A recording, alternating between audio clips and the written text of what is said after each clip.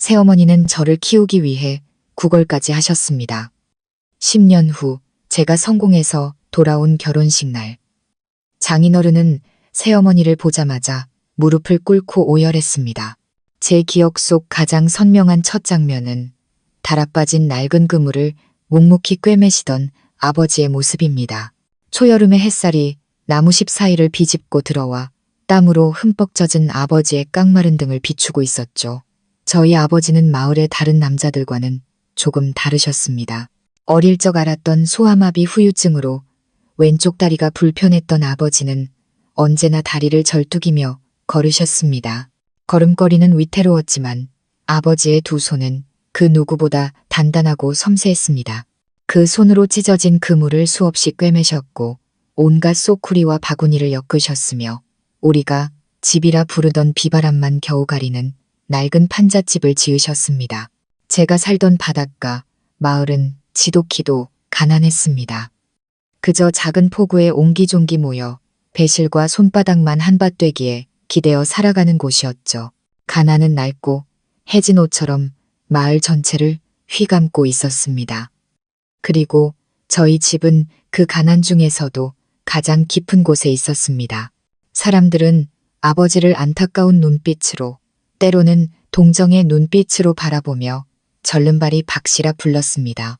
하지만 제게 아버지는 세상 그 무엇과도 바꿀 수 없는 가장 위대한 하늘이었습니다. 어머니는 기구한 운명을 가진 분이셨습니다. 마을 어른들의 말에 따르면 젊은 시절 어머니는 온 동네에서 가장 아름다운 처녀였고 집안도 꽤 넉넉했지만 끔찍한 홍수가 한순간에 가족과 집, 모든 것을 앗아갔다고 합니다. 홀로 남겨진 어머니는 정처 없이 떠돌다 운명처럼 아버지를 만나셨습니다. 불행한 두 사람이 서로에게 기댄 것이죠. 사람들은 수군거렸습니다. 어머니가 가여워서 저런다. 혹은 아버지가 복이 많아서 저런 미인을 얻었다. 하지만 저는 압니다. 두 분은 진실한 사랑으로, 가난하지만 단단한 사랑으로 함께 하셨다는 것을요. 그리고 저는 그 사랑의 선물처럼 세상에 태어났습니다. 부모님은 제게 민준이라는 이름을 지어주셨습니다. 너그러운 마음으로 세상을 사랑하며 살라는 뜻이었죠. 제 어린 시절엔 새 옷도 번듯한 장난감도 없었습니다. 아버지를 따라 갯벌에 나가 조개를 캐고 해진 옷을 꿰매시는 어머니 옆에 앉아 저녁을 맞이하는 것이 제 유년의 전부였습니다. 저희 집 밥상은 늘 멀건 된장국에 김치가 전부였습니다. 어쩌다 아버지가 고기를 잡아오는 날은 온 동네 잔칫날처럼 기쁜 날이었죠.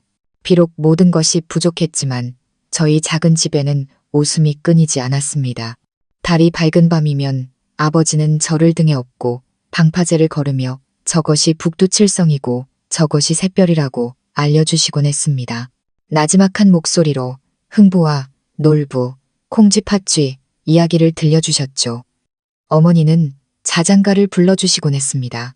맑고 고운 목소리는 아니었지만 그 안에는 슬픔과 따스함이 뒤섞인 깊은 무언가가 있었습니다.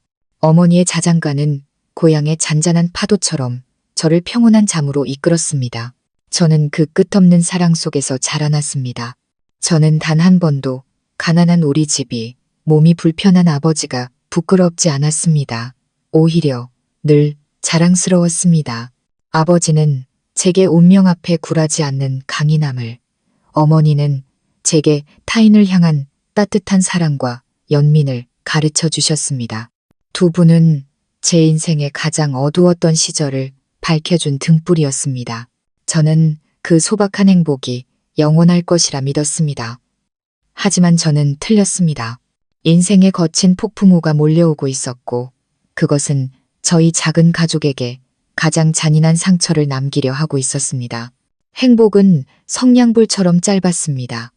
제가 겨우 6살이 되던 해 끔찍한 불행이 저희 가족을 덮쳤고 제가 세상에서 가장 사랑하던 어머니를 앗아갔습니다.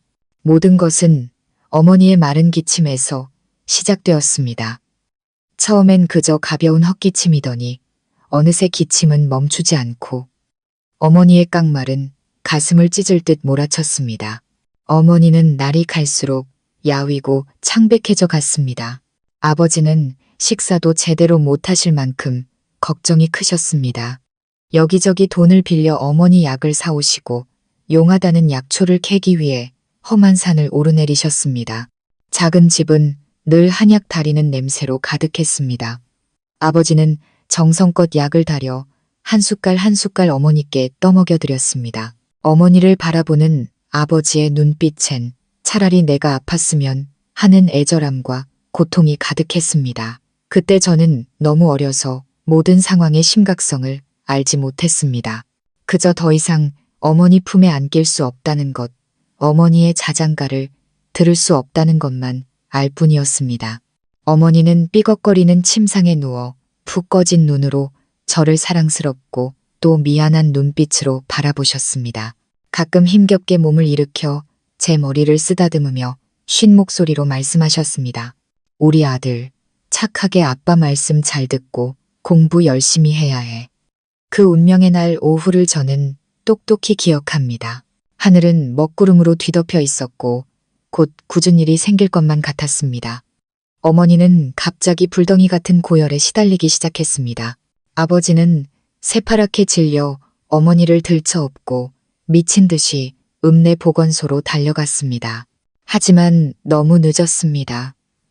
지독한 폐병은 이미 어머니의 몸을 잠식한 뒤였습니다. 어머니는 제게 무언가 말을 남기려는 듯 눈을 크게 뜬 채 아버지의 품에서 마지막 숨을 거두셨습니다.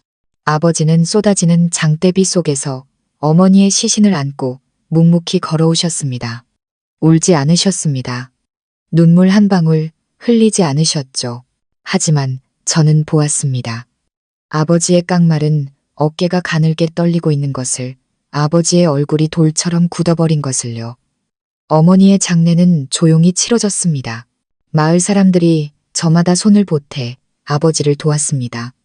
저는 어머니의 영정 앞에 멍하니 무릎을 꿇고 앉아 있었습니다. 그토록 다정했던 어머니가 영원히 제 곁을 떠나 아버지와 저를 이 세상에 외로이 남겨두고 가셨다는 사실이 도무지 믿기지 않았습니다. 어머니가 돌아가신 후 집은 얼음장처럼 차갑고 텅 비어버렸습니다. 웃음소리가 사라진 자리엔 무서운 침묵만이 감돌았습니다. 아버지는 마치 영혼을 잃은 사람 같았습니다. 하루 종일 그림자처럼 말없이 일만 하셨고 밤이 되면 툇마루에 홀로 앉아 어머니의 무덤이 있는 강 건너편을 하염없이 바라보셨습니다. 어머니의 낡은 저고리를 품에 안고 소리 없이 우는 아버지의 모습을 몇 번이나 보았습니다. 평생을 억척같이 살아온 남자의 뒤늦은 눈물은 너무나도 짜고 고통스러웠습니다. 아버지와 저의 삶은 더욱 힘겨워졌습니다. 아버지는 홀로 생계를 꾸리고 제 학비를 대기 위해 예전보다 2배, 3배 더 힘들게 일하셔야 했습니다. 닥치는 대로 일을 하셨습니다. 남의 집 밭일을 해주고 배실을 돕고 나무를 하러 산에 오르셨습니다. 아버지의 어깨는 삶의 무게에 짓눌려 휘었고 손은 온통 굳은 살과 상처투성이었습니다. 하지만 아무리 힘드셔도 단 한 번도 저를 부족하게 키우지 않으셨습니다. 밥상에 나물 반찬 하나라도 더 있으면 제게 먼저 덜어주셨고 유일하게 성한 옷도 제게 입히셨습니다. 아버지의 사랑은 이제 아버지의 것만이 아닌 어머니의 몫까지 더해져 있었습니다. 아버지는 제게 아버지이자 어머니였고 가장 어둡고 외로웠던 시절의 유일한 친구였습니다. 제 어린 시절의 절반은 사라졌지만 남은 절반엔 아버지가 계셨습니다. 그것만으로도 저는 충분했습니다. 그렇게 홀로 저를 키우시던 아버지의 힘겨운 삶은 1년 넘게 이어졌습니다. 여자의 온기 없는 밥상과 아들의 미래를 걱정하며 지새우는 밤들이었죠. 마을 사람들은 그런 아버지를 안타깝게 여겼습니다. 어떤 분은 나무를, 어떤 분은 생선을 가져다 주셨죠. 하지만 모두들 그것이 임시방편일 뿐이라는 걸 알고 있었습니다. 사람들은 아버지께 재혼해서 짐을 나누고 저를 돌봐줄 사람을 찾으라고 권했습니다. 아버지는 처음엔 손사래를 치셨습니다. 그저 저 하나만 보고 살겠다 하셨죠. 새어머니가 저를 미워할까봐, 제가 눈칫밥을 먹게 될까봐 두려워하셨습니다. 하지만 인연은 따로 있었나 봅니다. 어느 날 저희 마을에 낯선 아주머니 한 분이 나타났습니다. 이름은 미경. 듣자 하니 먼 아랫마을 사람이었는데 큰 전쟁통에 가족을 모두 잃고 이곳까지 흘러 들어왔다고 했습니다. 아주머니는 두 눈이 보이지 않았습니다. 눈은 뜨고 있었지만 아무것도 볼 수 없었죠. 사람들은 아주머니가 전쟁으로 남편과 자식을 잃은 슬픔에 너무 많이 울어서 눈이 멀었다고 수군거렸습니다. 아주머니는 마을 어귀에 작은 움막을 짓고 마을 사람들이 나눠주는 음식으로 하루하루를 연명했습니다. 마음이 따뜻했던 아버지는 그런 아주머니를 그냥 지나치지 못하셨습니다. 감자 몇 알이라도 쌀 한 줌이라도 가져다 주셨고 비바람을 막을 수 있도록 움막을 고쳐주시기도 했습니다. 두 분은 점점 더 많은 이야기를 나누었습니다. 아버지는 불행한 그 아주머니에게서 깊은 동질감을 느끼시는 듯 했습니다. 두 분은 똑같이 상실의 아픔을, 똑같은 외로움을 안고 있었으니까요. 그러던 어느 날 아버지가 미경 아주머니의 손을 잡고 집으로 오셨습니다. 그리고는 제게 머뭇거리며 말씀하셨습니다. 민준아, 이제부터 이분이 내 엄마다. 저는 어렸지만 엄마라는 단어가 얼마나 소중한지 알고 있었습니다. 저는 눈앞의 아주머니를 바라보았습니다. 깡마르고 고단해 보이는 얼굴이었지만 어딘지 모르게 인자한 기운이 느껴졌습니다. 아무것도 보지 못하는 그 눈이 마치 제 마음속을 꿰뚫어 보는 것 같았습니다. 저는 두려운 마음에 아버지 등 뒤로 숨었습니다. 저 아주머니가 아버지를 빼앗아갈까봐, 저 아주머니가 저를 미워할까봐 두려웠습니다. 그때 제 머릿속엔 동화책 콩쥐팥쥐 속의 못된 계모가 떠올랐습니다. 하지만 미경 아주머니, 아니 새어머니는 제 걱정과 달리 행동하셨습니다. 억지로 제게 다가오려 하지 않으셨죠. 그저 묵묵히 집안일을 하셨습니다. 눈이 보이지 않는데도 손놀림은 놀랍도록 빠르고 정확했습니다. 집안은 깨끗해졌고 제 옷은 언제나 단정했습니다. 그때부터 아버지와 저의 밥상도 달라졌습니다. 따뜻한 국과 맛있는 생선조림이 올라왔습니다. 차갑던 저희 집에 마치 새로운 온기가 불어넣어진 듯 이상하리만치 따뜻해졌습니다. 저는 조금씩 경계심을 풀었습니다. 그리고 새어머니를 더 유심히 관찰하기 시작했습니다. 어둠 속에서 더듬거리며 물건을 찾는 모습, 문지방에 걸려 넘어져 이마가 부어올라도 신음 한 번 내지 않는 모습, 제 찢어진 옷을 서툴지만 한 땀 한 땀 정성껏 꿰매주시는 모습을 보았습니다. 밤이면 돌아가신 어머니처럼 자장가를 불러주시진 않았지만 대신 재미있는 옛날 이야기를 많이 들려주셨습니다. 아주머니의 따뜻하고 정감 있는 목소리는 저를 신비로운 이야기의 세계로 이끌었습니다. 어느 날 제가 심한 열병으로 끙끙 앓아누웠을 때였습니다. 새어머니는 뜬 눈으로 밤을 새우며 저를 간호해 주셨습니다. 따뜻한 물수건으로 계속 제 몸을 닦아주시고 약을 다려 먹여주셨습니다. 차가운 제 이마를 짚는 그 손길에서 저는 진심 어린 걱정과 사랑을 느낄 수 있었습니다. 제가 정신을 차렸을 때 가장 먼저 들린 것은 새어머니의 안도하는 한숨 소리였습니다. 하늘이 도우셨네. 우리 아들 괜찮구나. 그 순간 제 마음속 얼음벽이 전부 녹아내렸습니다. 저는 와락 울음을 터뜨리며 처음으로 불렀습니다. 엄마. 그 신성한 이름으로 아주머니를 부른 것은 그때가 처음이었습니다. 새어머니도 오셨습니다. 행복의 눈물이 뺨을 타고 흘러내렸습니다. 새어머니는 저를 꼭 껴안아 주셨습니다. 그 품은 돌아가신 어머니의 품처럼 따뜻했습니다. 그날 이후 제게는 두 번째 어머니가 생겼습니다. 저를 낳아주시진 않았고 제 얼굴을 볼 수도 없었지만 온 마음으로 저를 사랑해 주시는 어머니였습니다. 새어머니의 존재는 저희 가족에게 큰 변화를 가져왔습니다. 집은 더 이상 춥지 않았고 밥상은 더 이상 초라하지 않았습니다. 삶은 여전히 고단했지만 집 안에는 늘 웃음소리가 가득했습니다. 아버지는 천근만근 갔던 마음의 짐을 내려놓은 듯 보였습니다. 고된 하루 일을 마치고 돌아오면 따뜻한 밥상과 이야기를 나눌 사람이 있었으니까요. 아버지의 고단한 얼굴에도 웃음이 피어났습니다. 아버지와 새어머니는 저를 끔찍이 아끼셨습니다. 언제나 가장 좋은 것을 제게 먼저 주셨습니다.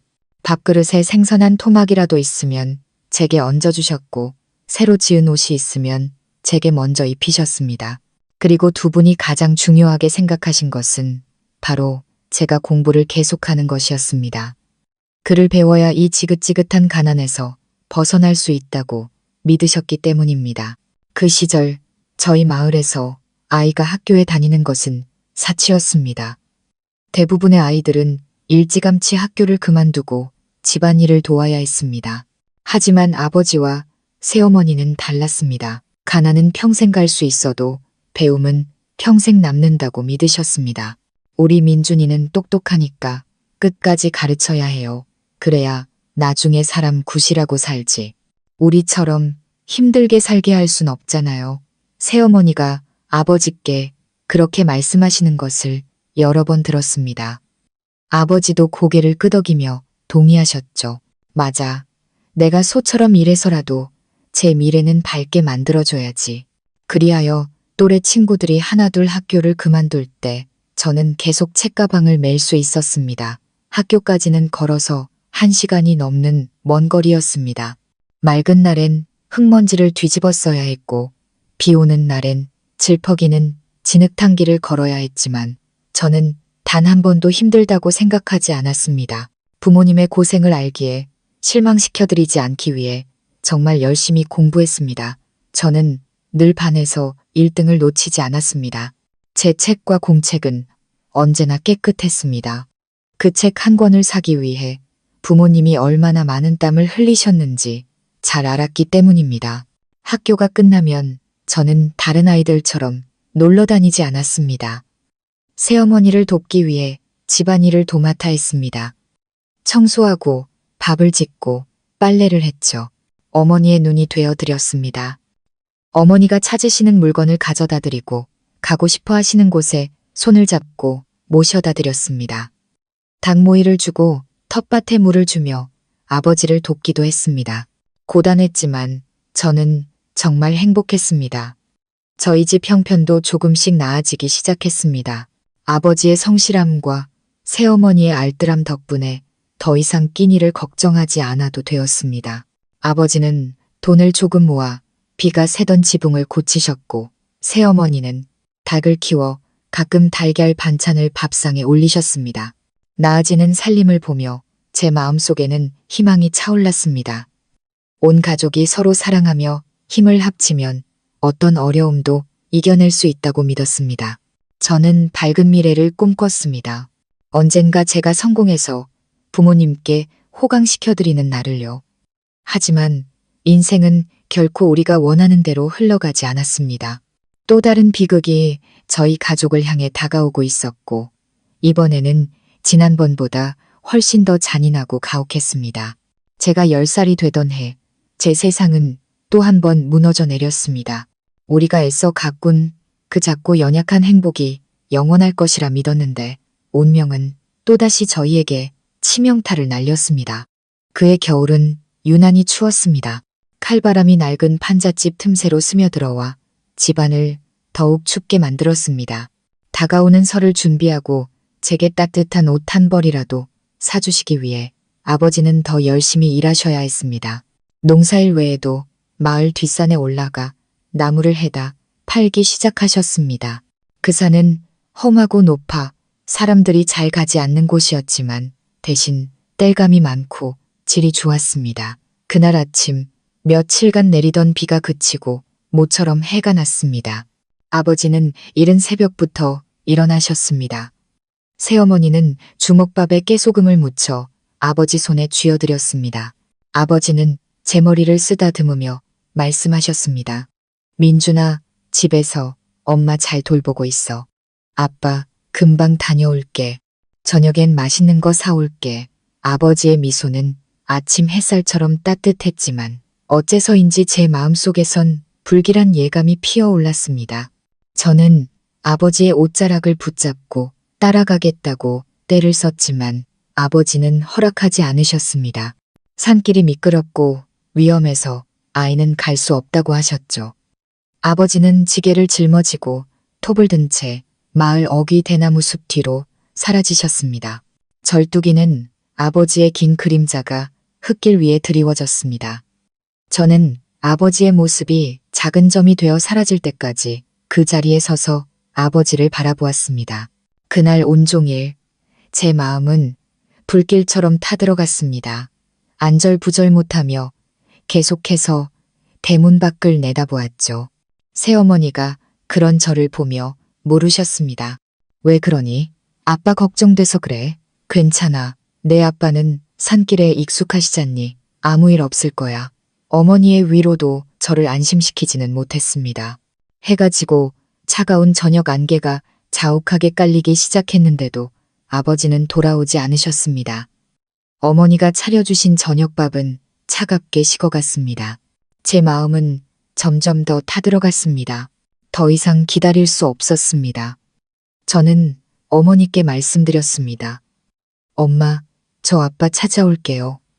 어머니가 놀라 저를 말리셨지만 저는 듣지 않았습니다. 호롱불 하나를 집어들고 미친 듯이 집을 뛰쳐나와 산을 향해 달렸습니다. 어둠은 순식간에 내렸고 산으로 가는 길은 미끄럽고 가팔랐습니다. 칼날 같은 바람이 제 귓가를 스쳤습니다. 저는 걸으며 목이 터져라 외쳤습니다.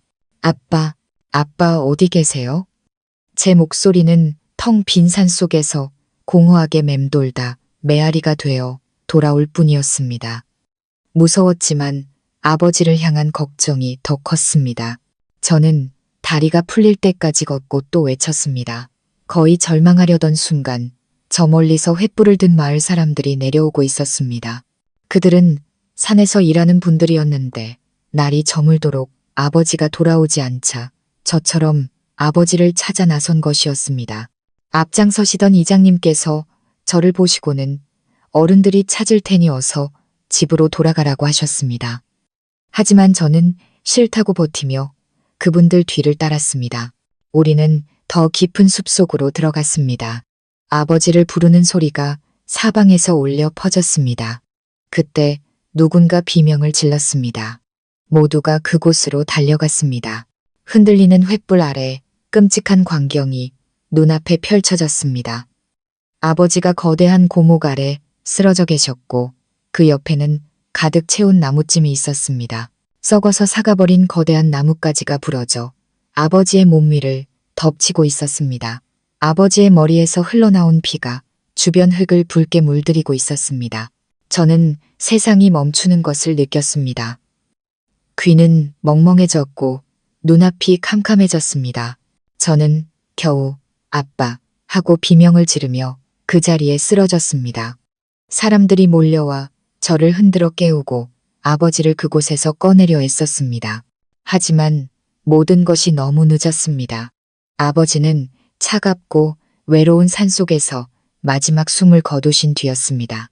아버지를 잃은 슬픔은 어머니를 잃었을 때보다 훨씬 더 격렬하고 잔인하게 제게 다가왔습니다. 그것은 제 여린 심장에 비수를 꽂는 것과 같았습니다.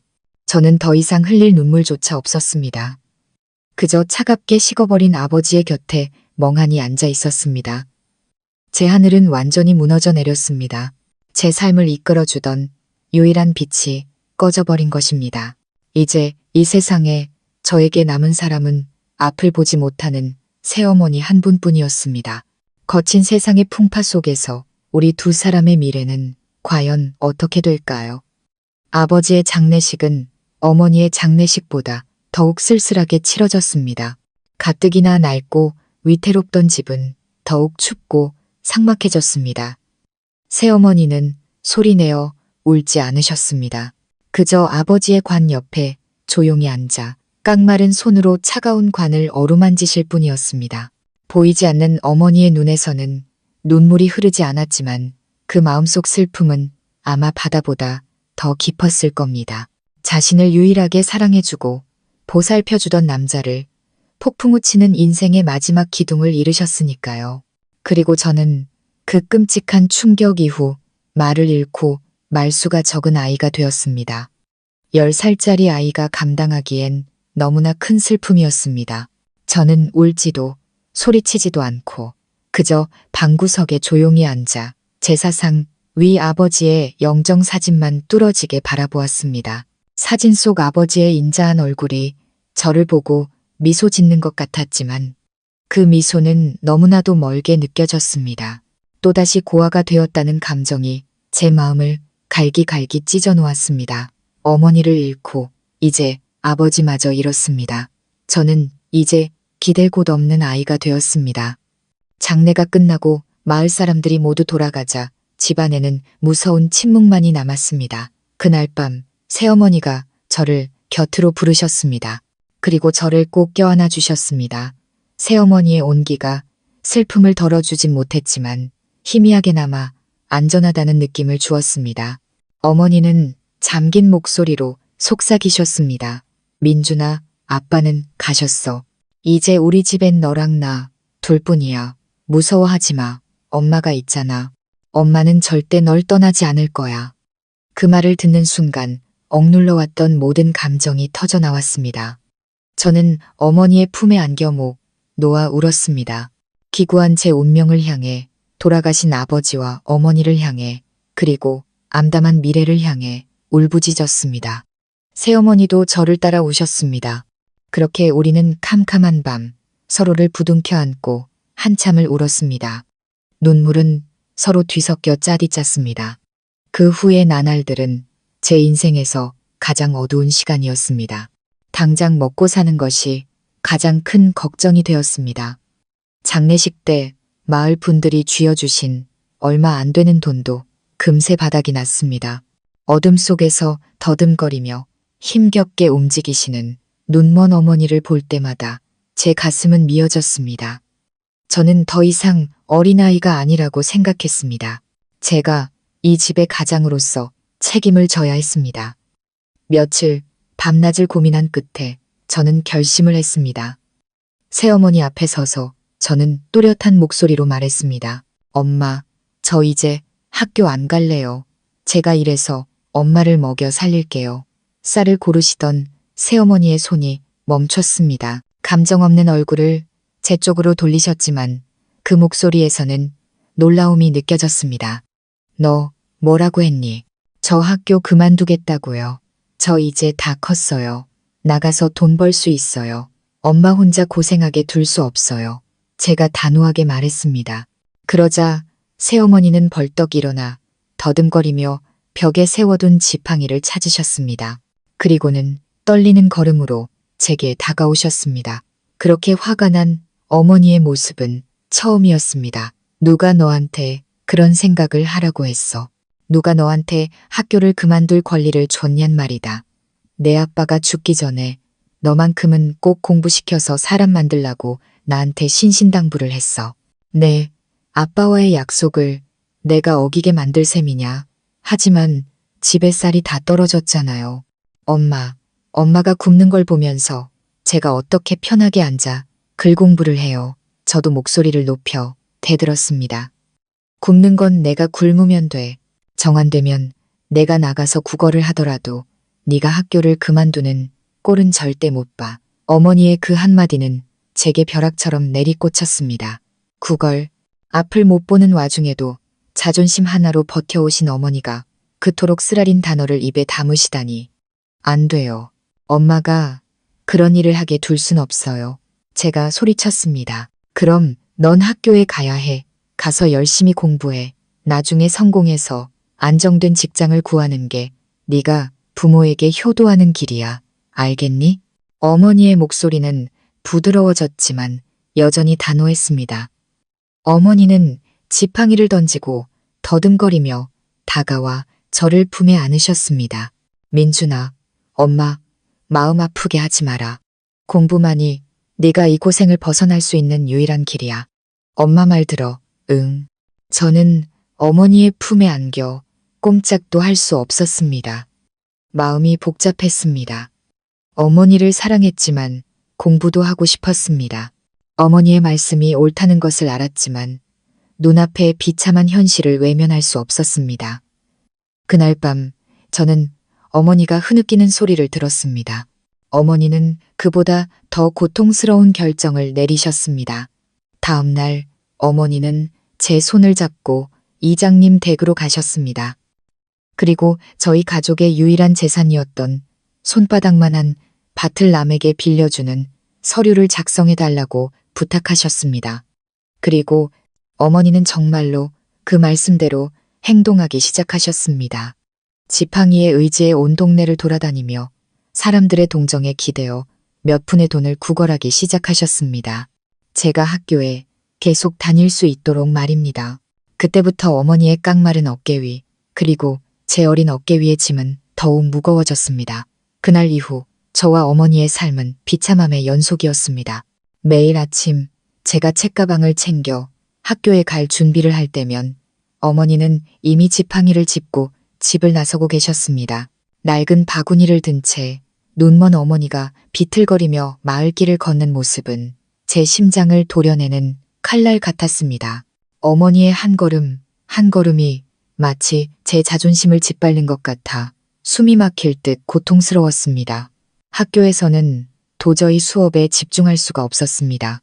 제 머릿속엔 온통 저 밖에서 뜨거운 햇볕과 차가운 비를 맞으며 사람들의 동정을 구하고 계실 어머니의 모습만이 맴돌았습니다. 창피했습니다.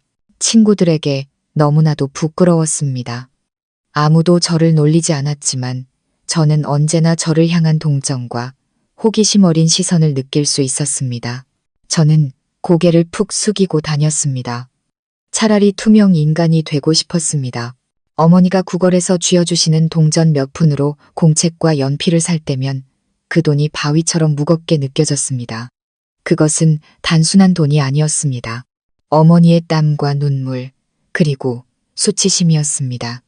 점심시간이면 저는 허겁지겁 집으로 달려왔습니다. 어머니의 얼굴을 보고 싶어서였습니다. 우리 두 사람의 점심은 늘 묽은죽 한 그릇이 전부였습니다. 하지만 그렇게 초라한 밥상에서도 어머니는 언제나 가장 맛있는 부분을 제게 덜어주셨습니다. 어느 날 어머니가 달걀 하나를 얻어 오셨습니다. 어머니는 달걀을 삶아 껍질을 깐 뒤 제 밥그릇에 넣어주시며 말씀하셨습니다. 엄마는 달걀 싫어해. 너나 먹고 힘내서 공부해. 저는 밥그릇 속 달걀과 어머니의 묽은 죽 그릇을 번갈아 보았습니다. 눈물이 핑 돌았습니다. 어머니가 거짓말을 하고 계신다는 걸 알았습니다. 평생을 고생만 하신 어머니가 달걀을 싫어하실 리 없었습니다. 저 안 먹어요. 엄마 드세요. 하루 종일 힘드셨잖아요. 엄마가 드셔야 힘내시죠. 제가 달걀을 어머니 쪽으로 밀었습니다. 이 녀석이 엄마가 싫다는데도 안 먹으면 엄마 화낼 거다. 어머니는 단호하게 말씀하시며 다시 달걀을 제게 미셨습니다. 그 실랑이는 언제나 제가 눈물을 머금고 달걀을 먹는 것으로 끝이 났습니다.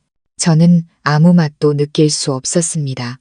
그저 눈물의 짠맛과 제 자신의 무력함만이 느껴질 뿐이었습니다. 저는 마음속으로 다짐했습니다. 나중에 꼭 돈을 많이 벌어서 산의 진미를 사들여서 이 고생을 갚아드리겠다고요. 시간은 그렇게 결핍과 서러움 속에서 흘러갔습니다. 가난과 배고픔은 끈질기게 우리 모자를 괴롭혔습니다. 제가 입고 다니는 교복은 어깨가 해지고 소매가 닳았고 신발은 밑창이 다 달아빠졌습니다. 저는 새 것을 사달라고 조를 수가 없었습니다. 옷 한 벌을 사기 위해 어머니가 얼마나 더 많은 사람 앞에서 고개를 숙여야 하는지 알았기 때문입니다. 저는 스스로 옷을 꿰매고 끊어진 신발끈을 묶는 법을 배웠습니다. 열등감은 제 안에서 점점 커져갔습니다. 저는 말이 없고 내성적인 아이가 되어 오직 책에만 파고들었습니다. 그것만이 유일한 탈출구였습니다. 공부, 오직 공부만이 어머니와 저를 이 가난의 늪에서 구해줄 유일한 길이었습니다. 하지만 저는 몰랐습니다. 하늘의 시련은 아직 끝나지 않았다는 것을요. 또 다른 재앙이 예고 없이 잔인하게 우리를 덮치려 하고 있었습니다. 그의 장마는 유난히 일찍 시작되었습니다. 며칠 동안 쉴 새 없이 폭우가 쏟아졌습니다. 마을 앞 강물은 흙탕물로 변해 무섭게 불어나고 있었습니다. 빗속을 뚫고 지팡이를 짚고 집을 나서는 어머니를 볼 때마다 제 마음은 타들어갔습니다.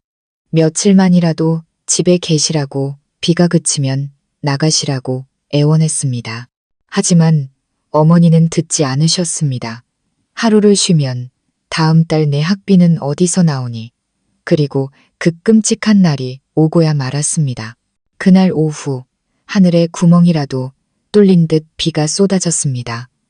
저는 교실에 앉아 있었지만 마음은 콩밭에 가 있었습니다. 거센 바람이 창문을 때리는 소리에 가슴이 철렁 내려앉았습니다. 창밖은 온통 빗줄기로 하얗게 보일 뿐이었습니다. 수업이 끝나자마자 저는 낡은 우산을 쓰고 미친 듯이 집으로 달려갔습니다. 마을 길은 이미 작은 강처럼 변해 물이 종아리까지 차올랐습니다.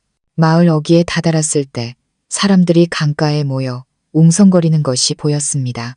사람들의 다급한 외침이 들려왔습니다. 불길한 예감이 들었습니다. 심장이 미친 듯이 뛰었습니다. 저는 사람들을 비집고 안으로 들어갔습니다. 그리고 제 눈앞에 끔찍한 광경이 펼쳐졌습니다. 어머니가 강둑 풀밭 위에 쓰러져 계셨습니다. 온몸은 흠뻑 젖고 진흙투성이었으며 얼굴은 핏기 하나 없이 새하였습니다. 마을 아저씨 몇 분이 어머니의 배를 눌러 물을 토하게 하고 있었습니다. 이게 무슨 일이에요? 저는 떨리는 목소리로 물었습니다. 한 아주머니가 저를 안쓰럽게 쳐다보며 말했습니다. 아이고, 어떡하니. 내 엄마가 징검다리를 건너다가 길이 미끄러워 그만 강물에 빠졌단다. 다행히 사람들이 빨리 발견해서 건졌으니 망정이지 아니었으면. 제 귀는 더 이상 아무 소리도 들리지 않았습니다.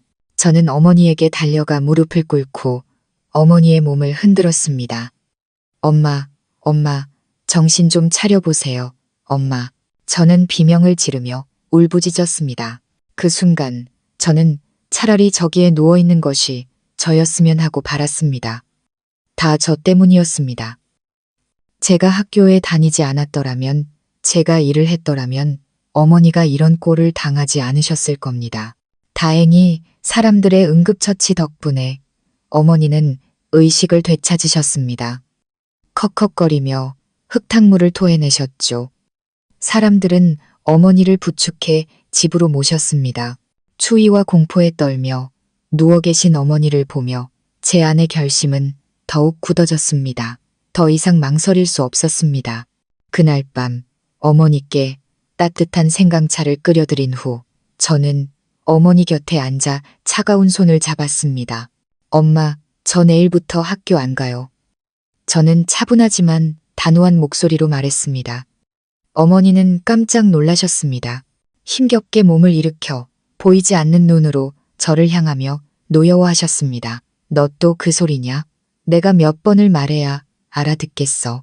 제가 엄마를 죽게 할 순 없잖아요. 저는 거의 소리치듯 말하며 눈물을 쏟아냈습니다.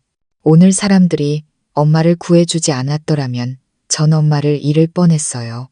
저는 평생 무식하고 가난하게 살아도 괜찮아요. 하지만 엄마 없이 살 수는 없어요. 네가 감히 내 말을 거역해. 어머니는 분노로 몸을 떠셨습니다. 그리고 더듬거리며 머리맡에 있던 회초리를 집어드셨습니다. 안 돼. 절대 그런 생각하지 마. 차라리 저를 때리세요. 저를 때려 죽이셔도 좋아요. 하지만 저 학교 안 갈 거예요. 저는 피하지 않고 똑바로 서서 말했습니다. 짝, 날카로운 소리와 함께 불같은 따귀가 제 뺨에 날아왔습니다. 어머니가 평생 처음으로 저를 때리신 것이었습니다. 저는 아파서가 아니라 충격으로 그 자리에 얼어붙었습니다. 어머니도 놀라신 듯 허공에서 손을 떨고 계셨습니다. 회초리가 힘없이 바닥으로 떨어졌습니다. 어머니의 얼굴에서 분노가 사라지고 그 자리에 깊은 고통이 들어섰습니다. 어머니는 목 놓아 우시며 저를 꼭 껴안으셨습니다. 민준아, 내 아들아, 엄마가 미안하다. 일부러 그런 게 아니야. 엄마는 그저 두려워서 네가 아빠처럼, 엄마처럼 고생하며 살게 될까봐 너무 무서워서 그랬어. 우리는 그렇게 비가 새는 낡은 집에서 밖에서 여전히 쏟아지는 빗소리를 들으며 서로를 부둥켜 안고 울었습니다. 저는 어머니가 세상 그 무엇보다 저를 사랑한다는 것을 알았습니다. 하지만 저 역시 어머니의 희생과 위험 위에 제 미래를 쌓을 수는 없었습니다. 제 머릿속에 큰 결심이 섰습니다. 제 인생을 완전히 바꿔놓을 결정이었습니다. 그날 밤의 비는 제 마음속 마지막 망설임까지 씻어내는 듯했습니다. 다음 날 아침, 저는 더 이상 우는 소년이 아니었습니다. 지난 밤, 어머니와 저는 눈물이 그친 뒤에도 밤새도록 조용히 앉아 있었습니다. 저는 어머니께 강가에 쓰러져 있던 어머니를 보았을 때 얼마나 무서웠는지, 어머니가 구걸해 오신 돈을 받을 때마다 얼마나 마음이 찢어지는 것 같았는지 모두 털어놓았습니다. 글 공부도 중요하지만 어머니의 목숨과 평안이만 배는 더 소중하다고 말씀드렸습니다. 사람이 되는 길은 여러 가지가 있지만 제게 어머니는 오직 한 분뿐이라고요. 긴 대화 끝에 어머니는 더 이상 저를 꾸짖거나 때리지 않으셨습니다. 그저 조용히 제 이야기를 들어주시며 제 손을 꼭 잡고 계셨습니다. 아마 제 확고한 결심을 이해하셨을 겁니다. 어쩌면 어머니도 이 위태로운 삶에 너무나 지치셨을지도 모릅니다. 마침내 어머니는 깊은 한숨을 내쉬었습니다. 그 한숨에는 한 어머니의 모든 무력함과 고통이 담겨 있는 듯했습니다. 그래, 내 뜻이 그렇다면 나도 이제 늙어서 내 앞길을 더는 못 막겠구나. 그 말을 듣고 저는 어머니가 허락하셨다는 것을 알았습니다. 마음이 한결 가벼워지면서도 이루 말할 수 없는 슬픔이 밀려왔습니다. 학교로 가는 길은 닫혔지만 그보다 훨씬 더 가시밭길인 인생의 길이 제 앞에 펼쳐진 것입니다. 다음 날 저는 정식으로 학교를 그만두었습니다. 책을 학교에 돌려드리고 선생님들께 마지막 인사를 드렸습니다. 차마 그분들의 얼굴을 똑바로 쳐다볼 수가 없었습니다. 저는 일자리를 찾아 나섰습니다. 10살을 간 놈은 깡마르고 새까만 저 같은 아이가 할 수 있는 일이 뭐가 있었을까요? 온 동네를 돌아다니며 일을 시켜달라고 했지만 모두들 너무 어리다며 힘든 일은 못할 거라며 손사래를 쳤습니다. 저는 포기하지 않고 마을 끝에 있는 벽돌 공장으로 갔습니다. 코를 찌르는 연탄과 흙냄새가 진동했습니다. 그곳은 언제나 뜨겁고 숨막히는 열기로 가득했습니다. 저는 공장장으로 보이는 뚱뚱하고 험상궂게 생긴 남자를 찾아가 조심스럽게 일을 시켜달라고 부탁했습니다. 그는 제 머리부터 발끝까지 훑어보더니 큰 소리로 웃었습니다. 하, 꼬마야, 네가 일을 하겠다고. 벽돌 한 장이라도 제대로 들 수 있겠냐? 들 수 있습니다. 한 번만 시켜봐 주세요. 못하면 돈 안 받겠습니다. 제가 이를 악물고 또렷하게 대답했습니다. 저의 당돌함이 흥미로웠는지 그는 갓 구워낸 벽돌 더미를 가리키며 말했습니다. 좋다. 저 벽돌들 저기 마당으로 전부 옮겨놔. 다 끝나면 몇 푼 쥐어주지. 저는 세상을 다 얻은 것처럼 기뻤습니다. 소매를 걷어붙이고 일을 시작했습니다. 아직 온기가 남아있는 벽돌은 생각보다 무거웠습니다. 처음에는 한 번에 한 장씩밖에 옮기지 못했습니다. 제 여린 손은 금세 물집이 잡히고 피가 맺혔습니다. 허리는 끊어질 듯 아팠고 땀은 비 오듯 쏟아져 흙먼지와 뒤엉켜 얼굴을 뒤덮었습니다. 하지만 저는 포기하지 않았습니다. 집에서 저를 기다리고 계실 어머니를 생각하며 이를 악물고 버텼습니다. 한 번에 2장, 그리고 3장씩 옮기는 요령도 터득했습니다.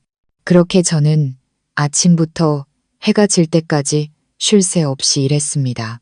마지막 벽돌 한 장을 옮겼을 때 제 몸은 너덜너덜해진 것 같았습니다.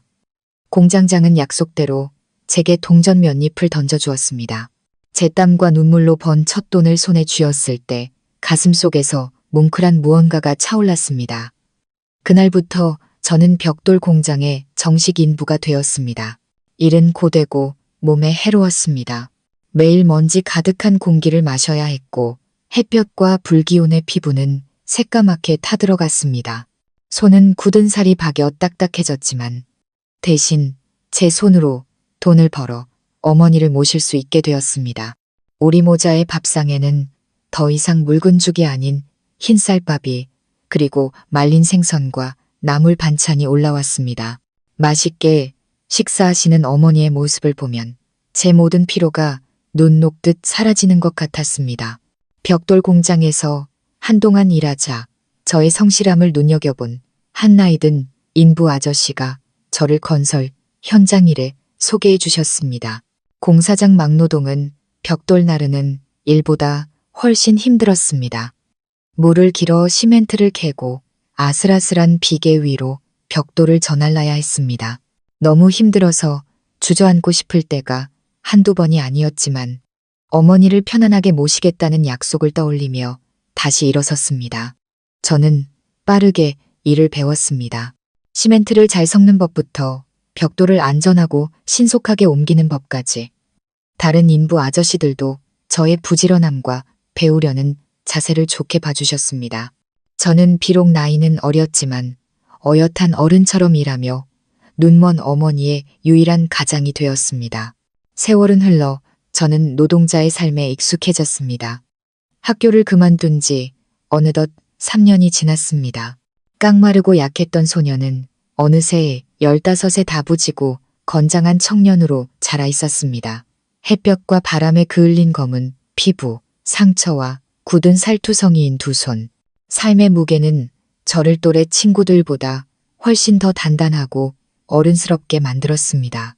오리모자의 삶은 여전히 넉넉하진 않았지만 예전보다 훨씬 안정되었습니다. 이제 어머니께 따뜻한 밥과 옷을 해드릴 수 있게 되었습니다. 제 마음속에 유일한 슬픔으로 남은 것은 바로 어머니의 눈이었습니다. 어머니는 여전히 어둠 속에 갇혀 계셨습니다. 저는 어머니가 다시 빛을 볼 수 있기를, 훌쩍 커버린 제 모습을 볼 수 있기를 간절히 바랐습니다.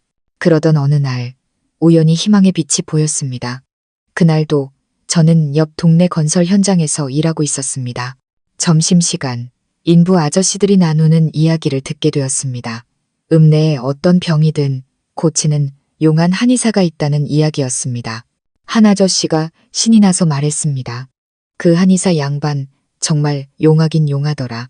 우리 동네 김씨 아들이 태어날 때부터 말을 못했는데 거기서 침 맞고 약 먹은 지 반년 만에 말을 더듬더듬하기 시작했다니까. 다른 아저씨가 거들었습니다. 나도 들었어. 심지어 눈먼 사람도 고쳤다는 소문이 있더라니까. 몇 년 동안 앞을 못 보던 사람을 그 양반이 고쳐줬대. 정말 믿을 수가 없다니까. 그 이야기는 제게 전율처럼 다가왔습니다. 눈먼 것도 고칠 수 있다고? 심장이 세차게 뛰기 시작했습니다. 희미하지만 강렬한 희망이 제 마음속에 피어올랐습니다. 저는 서둘러 그 한의원의 위치와 치료 방법에 대해 자세히 물었습니다. 그 한의원은 여기서 20km나 떨어진 읍내 중심가에 있었고 치료비도 만만치 않다고 했습니다. 치료비 이야기에 잠시 마음이 무거워졌지만 곧 더 강한 의지가 솟아올랐습니다. 돈은 벌면 되지만 어머니가 다시 눈을 뜰 기회는 놓칠 수 없었습니다. 그날부터 저는 새로운 계획을 세웠습니다. 이전보다 훨씬 더 악착같이 일했습니다. 물 깃기, 장작 패기 등 사람들이 시키는 일은 무엇이든 했습니다. 제 밥은 소금에 찍은 맨밥이 전부였습니다. 그렇게 번 돈은 모두 대나무 통에 차곡차곡 모았습니다. 1년 가까이 뼈 빠지게 일하고 돈을 모은 끝에 마침내 꽤 큰 돈이 모였습니다. 저는 어머니를 모시고 병원에 가기로 결심했습니다. 제 계획을 말씀드리자 어머니는 처음엔 손사래를 치셨습니다. 아니다, 민준아. 쓸데없는데 돈 쓰지 마라. 내 눈은 이 지경이 된 지 몇 년인데 고친다고 나을 리가 있겠니? 그 돈 모아서 내 자신을 위해 써. 나중에 장가도 가야지. 그렇게 말씀하셨지만 저는 어머니 마음 깊은 곳에서도 빛을 보고 싶은 갈망이 있다는 것을 알 수 있었습니다. 그저 돈이 아까워서 제게 짐이 될까봐 그러시는 것이었습니다. 저는 끈질기게 어머니를 설득했습니다. 이것이 제 평생의 가장 큰 소원이라고, 한번 시도조차 해보지 않으면 평생 후회할 것 같다고 말씀드렸습니다. 마침내 제 고집에 어머니도 허락하셨습니다. 다음 날 아침 우리는 아주 일찍 일어났습니다. 저는 난생 처음으로 용달차를 빌렸습니다. 우리 모자에게는 최고급 승용차나 다름없었습니다. 읍내로 가는 길은 울퉁불퉁했지만 제 마음은 기쁨으로 가득 차 있었습니다. 저는 어머니의 손을 잡고 복잡한 시내를 걸었습니다. 모든 것이 신기했습니다. 마침내 우리는 한의원을 찾았습니다. 아담한 기와집이었고 마당에는 온갖 약초가 가득했습니다. 한의사는 머리가 희끗희끗한 노인이었습니다. 체구는 작았지만 눈빛만은 총명하고 인자했습니다. 어머니의 맥을 짚고 눈을 자세히 살핀 그는 잠시 침묵하더니 말했습니다. 어머님의 눈은 장기가 손상된 것이 아니라 마음의 병으로 인해 생긴 것입니다. 아주 큰 충격을 받아 기혈이 막히고 그 기운이 눈으로 통하지 못하게 된 것이지요. 어려운 병이지만 고칠 방법이 없는 것은 아닙니다. 꾸준히 침을 맞고 약을 먹어야 할 겁니다. 희망이 있다는 말에 저는 기쁨의 눈물을 흘렸습니다. 그때부터 우리 모자의 기나긴 치료 여정이 시작되었습니다. 며칠에 한 번씩 저는 어머니를 모시고 읍내로 갓짐을 맞았습니다. 약값과 차비는 엄청났습니다. 제가 그동안 모았던 돈은 금세 바닥을 드러냈습니다. 저는 다시 어머니의 치료비를 벌기 위해 미친 듯이 일에 매달렸습니다.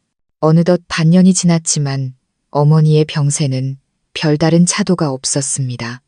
어머니는 점점 지쳐가셨고 몇 번이나 포기하려 하셨지만 저는 그럴 수 없었습니다. 저는 계속 어머니를 격려하며 한의사의 말을 믿었습니다. 그리고 마침내 기적이 정말로 일어났습니다. 어느 날 오후였습니다. 한의사가 어머니의 눈 주위 혈자리에서 마지막 침을 뽑았을 때 어머니가 갑자기 아 하는 소리를 내셨습니다. 어머니는 계속 눈을 깜박이시더니 떨리는 손으로 창문을 가리키셨습니다. 민준아, 엄마 눈에 뭔가 희미하게 보여 심장이 멎는 것 같았습니다. 저는 황급히 어머니를 부축해 창가로 갔습니다. 해질녘의 약한 햇살이 방 안으로 들어오고 있었습니다. 어머니는 눈을 가늘게 뜨시더니 마침내 놀라움에 찬 목소리로 외치셨습니다. 보인다. 보여. 흐릿하지만 내 모습이 보여. 민준아. 그 순간 온 세상이 행복으로 터져나가는 것 같았습니다. 저는 어머니를 끌어안고 빗물처럼 눈물을 쏟아냈습니다. 어머니도 오셨습니다. 어머니는 떨리는 손을 들어 처음으로 더듬거리지 않고 제 얼굴을 보며 만지셨습니다. 이게 우리 아들이구나. 이렇게 컸구나.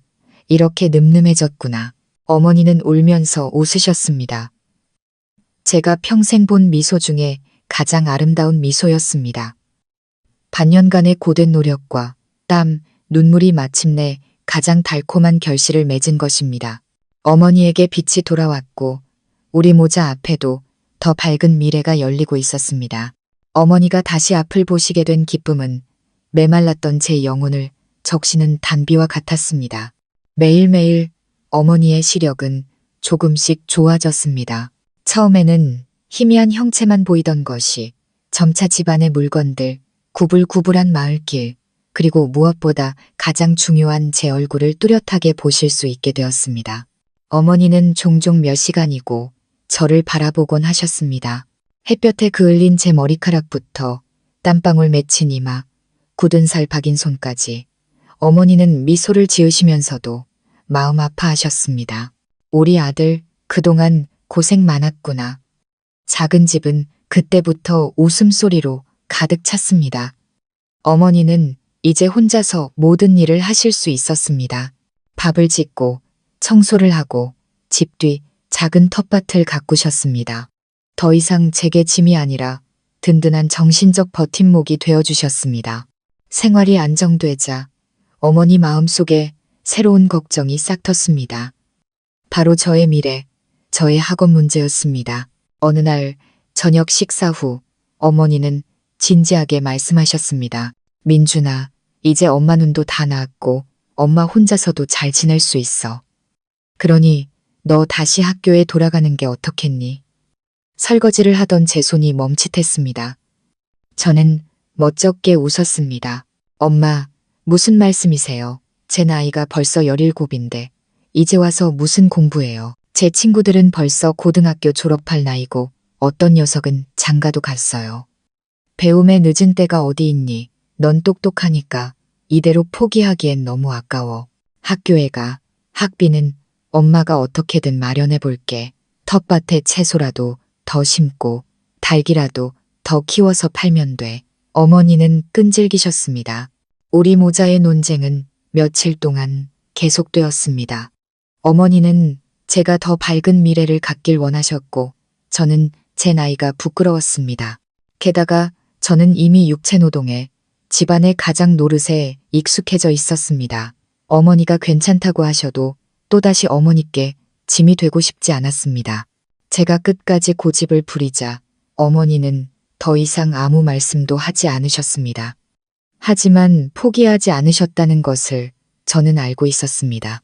그러던 어느 날 오후 제가 일을 마치고 집에 돌아오니 이장님께서 어머니와 함께 차를 마시고 계셨습니다. 저는 의아해하며 인사를 드리고 자리에 앉았습니다.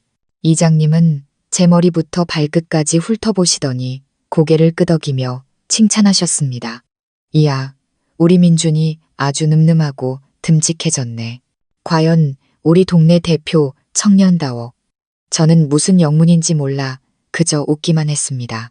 이장님께서 품에서 종이 한 장을 꺼내 탁자 위에 올려놓으셨을 때 저는 비로소 어리둥절해졌습니다. 그것은 군 입대 영장이었고 거기에는 제 이름이 똑똑히 적혀 있었습니다. 저는 놀라움과 의문이 가득한 눈으로 어머니를 쳐다보았습니다. 그제야 어머니는 차분하게 설명하셨습니다. 엄마가 면사무소에 가서 신청했다. 엄마가 정말 많이 생각했어. 민준아, 네가 학교에 돌아가기 싫다면 차라리 군대에 가거라. 군대는 너를 진짜 사나이로 만들어줄 거야. 규칙과 의지를 가르쳐 줄 거고 그 안에서 공부나 기술을 배울 기회도 있을 거다. 그것도 네가 성장하고 나라의 보탬이 되는 길이야. 네가 가더라도 엄마는 혼자 잘 지낼 수 있으니 걱정하지 말고. 그 순간 저는 할 말을 잃었습니다. 어머니가 밉지 않았습니다. 오히려 너무나도 감사하고 죄송했습니다. 가난하고 배움이 짧은 우리 어머니는 아들이 더 나은 미래를 살게 하기 위해 자신이 할 수 있는 모든 방법을 찾고 계셨던 겁니다. 학교로 가는 길이 막히자 어머니는 제게 또 다른 길을 열어주신 것이죠. 저는 어머니의 맑은 눈을 바라보았습니다. 고통으로 인해 오랜 세월 어둠 속에 갇혀있던 그 눈이 이제는 저를 향한 커다란 희망으로 반짝이고 있었습니다. 제가 어떻게 거절할 수 있었을까요? 저는 입대 영장을 집어들고 또렷한 목소리로 말했습니다. 이장님, 어머니, 저 가겠습니다. 제가 입대하는 날 온 동네 사람들이 나와 저를 배웅해 주었습니다. 어머니는 고운 한복을 입고 자랑스러운 얼굴로 웃고 계셨습니다. 어머니는 울지 않으셨습니다. 그저 건강 잘 챙겨라, 상관 말씀 잘 들어라, 훈련 열심히 받아라, 끝없이 당부만 하셨습니다. 그리고 제 손에 어머니가 직접 수놓은 작은 손수건 하나를 쥐어주셨습니다. 거기엔 제 이름의 준자가 작게 새겨져 있었습니다. 저는 군용 트럭에 올라타 뒤를 돌아보았습니다. 어머니의 모습이 점점 작아지다 마을 어귀 대나무 숲 뒤로 사라졌습니다. 제 인생의 새로운 막, 군인으로서의 삶이 시작된 것입니다. 군용 트럭은 저를 포함한 앳된 청년들을 싣고 정든 고향을 떠나 낯선 땅으로 향했습니다. 제가 배치된 부대는 강원도 깊은 산골, 최전방 지역에 있었습니다. 산세는 험준했고 기후는 혹독했습니다. 여름엔 살인적인 더위가, 겨울엔 뼈를 내는 추위가 계속되었습니다. 군 생활은 제가 상상했던 것과는 완전히 달랐습니다. 모든 것은 칼 같은 군기 아래 이루어졌습니다. 기상, 점호, 식사, 취침까지 모든 것이 정해진 시간에 따라 움직였습니다. 연병장에서의 고된 훈련은 갓 20살이 된 청년들의 체력을 남김없이 소진시켰습니다. 저희는 땡볕 아래서 제식 훈련을 받아야 했고 무거운 군장을 메고 수십 킬로미터의 산길을 행군해야 했으며 총기 사용법과 수류탄 투척법을 배워야 했습니다. 곱게 자란 많은 동기들은 그 고됨을 이기지 못했습니다. 어떤 이는 울면서 집에 보내달라고 했고 어떤 이는 훈련을 빠질 궁리만 했습니다. 하지만 저는 단 한 번도 불평하지 않았습니다. 과거의 혹독한 노동은 이미 제게 강인한 체력과 의지를 길러주었습니다. 벽돌을 나르고 시멘트를 이고 비계를 오르던 것에 비하면 이 훈련들은 힘들었지만 저를 쓰러뜨릴 수는 없었습니다. 지칠 때마다 저는 어머니가 주신 손수건을 꺼내 보았습니다. 고향에 계신 어머니의 모습이 모든 것을 이겨낼 수 있는 가장 큰 힘이 되었습니다.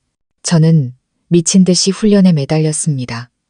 언제나 가장 먼저 일어나고 가장 늦게 잠들었습니다. 아무리 힘든 임무가 주어져도 저는 가장 먼저 자원했습니다. 텃밭을 가꾸는 작업부터 야간 순찰까지 저는 모든 임무를 완벽하게 해냈습니다. 저의 성실함과 강인한 정신력은 지휘관들의 눈에 띄었습니다. 저는 종종 다른 병사들을 독려하는 모범 사례로 꼽히곤 했습니다. 그러던 어느 날 제군 생활의 전환점이 되는 큰 사건이 일어났습니다. 그날 밤은 연말이었고 모두가 깊은 잠에 빠져 있을 때였습니다. 갑자기 요란한 비상벨이 울렸습니다. 부대 아래 산골 마을에서 큰 불이 났다는 소식이었습니다. 저희 부대는 즉시 화재, 진압 및 구조 명령을 받았습니다. 현장에 도착했을 때 마을의 절반이 이미 불바다에 휩싸여 있었습니다. 나무로 지은 집들은 순식간에 불길에 휩싸여 타오르고 있었습니다. 매서운 겨울바람은 불길을 더욱 거세게 만들었습니다. 사람들의 울부짖음과 비명이 고요한 밤의 정적을 갈기갈기 찢어놓았습니다. 그 아비규환의 현장은 아버지가 돌아가시던 날을 떠올리게 했습니다. 무력감과 고통이 다시금 밀려왔습니다. 하지만 이번에 저는 더 이상 어린아이가 아니었습니다. 저는 군인이었습니다. 저는 동료들과 함께 지체 없이 불길 속으로 뛰어들었습니다. 상황은 매우 위급했습니다. 불타는 집안에 노인과 아이들이 갇혀 있었습니다. 곧 무너져 내릴 듯한 집에서 아이의 울음소리가 들려왔을 때 저는 망설이지 않았습니다. 물에 적신 담요를 뒤집어 쓰고 그대로 불길 속으로 뛰어들었습니다. 살을 태울 듯한 열기가 덮쳐왔고 자욱한 연기에 눈을 뜰 수도 숨을 쉴 수도 없었습니다. 저는 어둠 속을 더듬거리다 마침내 마루 밑에서 울고 있는 여자아이를 발견했습니다. 아이를 재빨리 들어올려 제 몸으로 감싼 뒤 탈출구를 찾아 달렸습니다.